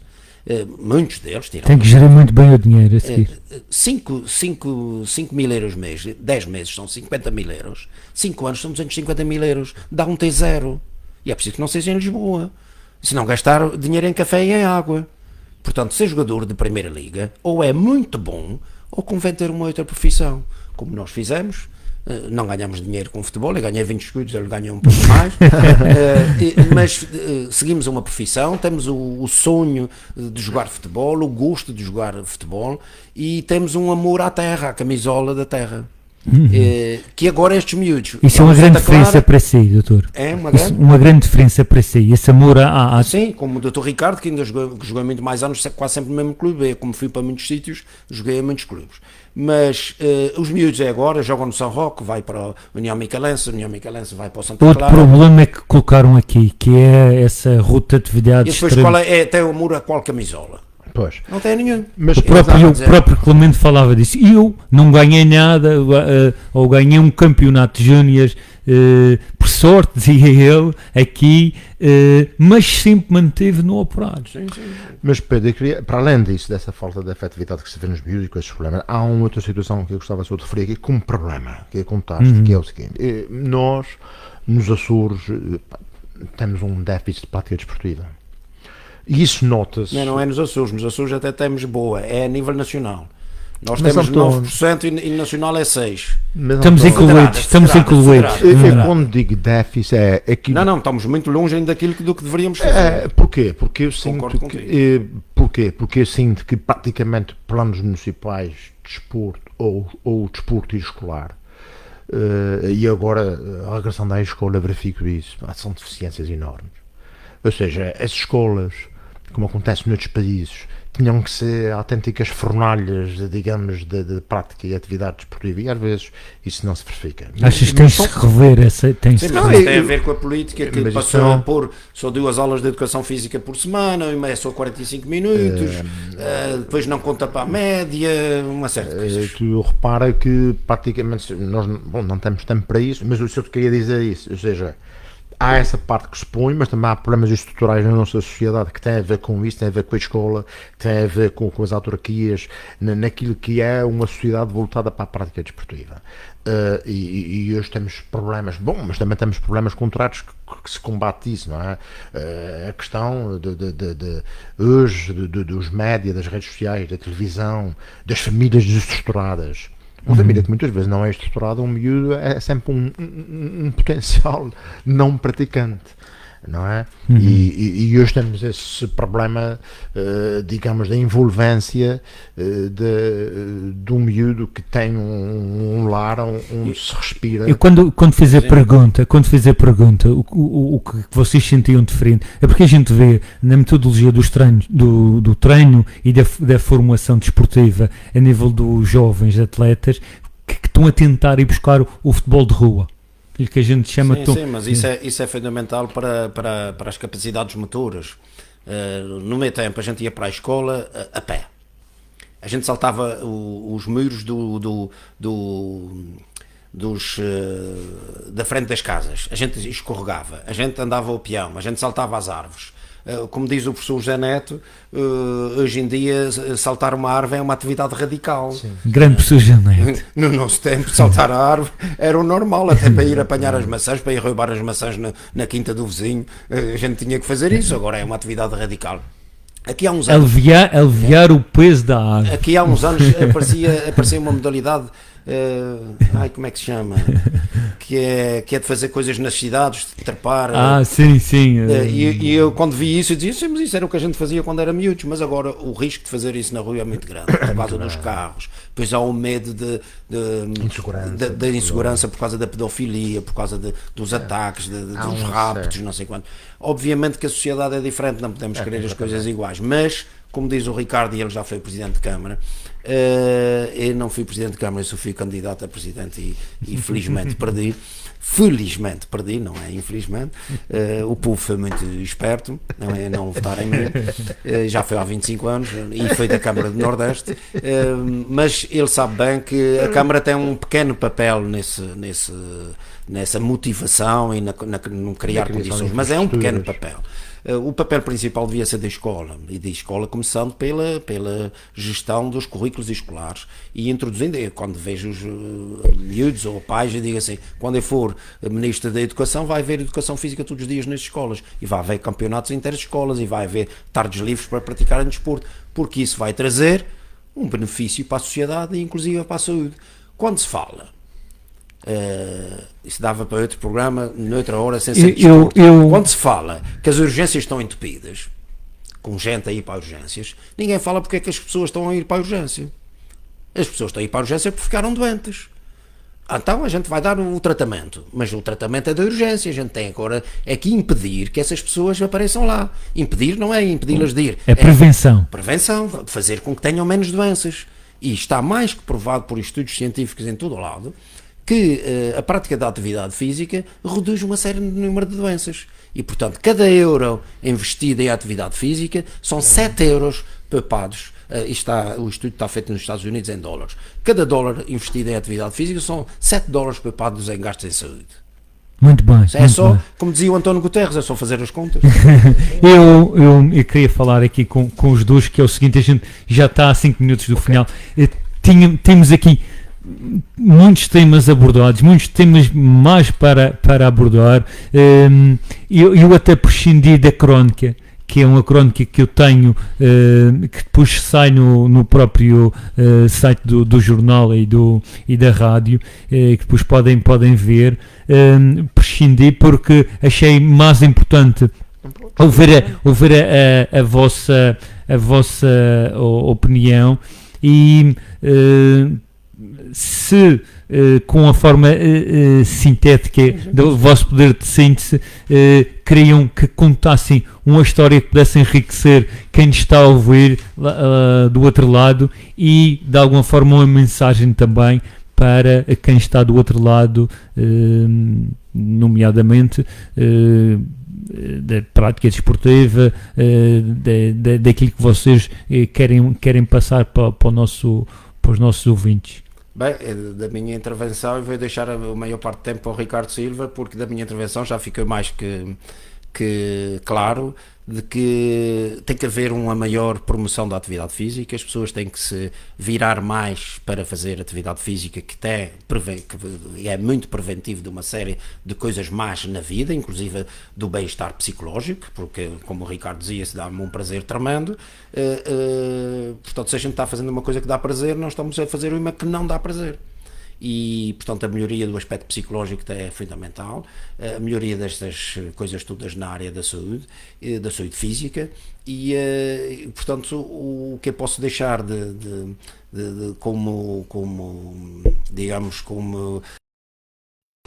coisa para levar para casa, que é como quando se faz as conferências, os temas para levar para casa, aqui neste caso é para fixar na vossa cabeça, é que façam atividade física e exercício físico pela vossa saúde. Independentemente da idade. Independentemente da idade, pode-se fazer atividade física até o dia de morrer, mesmo com 80 e tal anos. Porquê? Algumas coisas, por isso é que eu nunca mais me calo, algumas das coisas que as pessoas dizem que é da idade, não é da idade. Já não consegue subir as escadas, é da idade. Não é da idade, é da inatividade. Porque 3 semanas de treino consegue-se melhorar a força muscular dos idosos. Se fizer 3 semanas de treino 3 vezes por semana, com treino orientado por alguém que perceba, ao fim de 3 semanas tem mais força. Tem mais força, sobe melhores escadas, cansa-se menos, precisa de menos de medicamentos, tem menos dores, vai cair menos vezes. Um idoso ativo cai muito menos vezes. Um idoso inativo cai, parte uma perna, parte uma anca, é posta uma prótese da anca, ok, foi bem tratada em ortopedia, aquilo que nós sabemos, em que um idoso que parte uma anca e põe uma prótese, ou mete placas e parafusos, a esperança média de vida dele é de 6 meses a 1 ano. Muito bem. A partir de partir uma perna. Se for ativo, o risco de cair é muito menor. Doutor, muito bem. Eu vou passar a última palavra aqui ao Ricardo Silva. Já estamos mesmo no... A história que eu posso contar vem do ambiente familiar, e às vezes põe-me a pensar que no lar que tínhamos, um lar simples, minha mãe era doméstica, meu pai era um farinheiro, vendia farinha, mas adorava futebol, e a religião... Temos 1 minuto, Ricardo. Para dizer que meu pai religiosamente ia ao futebol, e por mais que me jogasse bem, ele nunca me dava um elogio e dizer que tu hoje fizeste um grande... Mas eu dou que és um grande jogador. O outro dia... Mas eu depois, mais tarde, percebi isso. Ou seja, ele deixava uma mensagem entre linhas sempre de superação. Podes fazer melhor. E eu, muitos anos depois, é que percebi isso.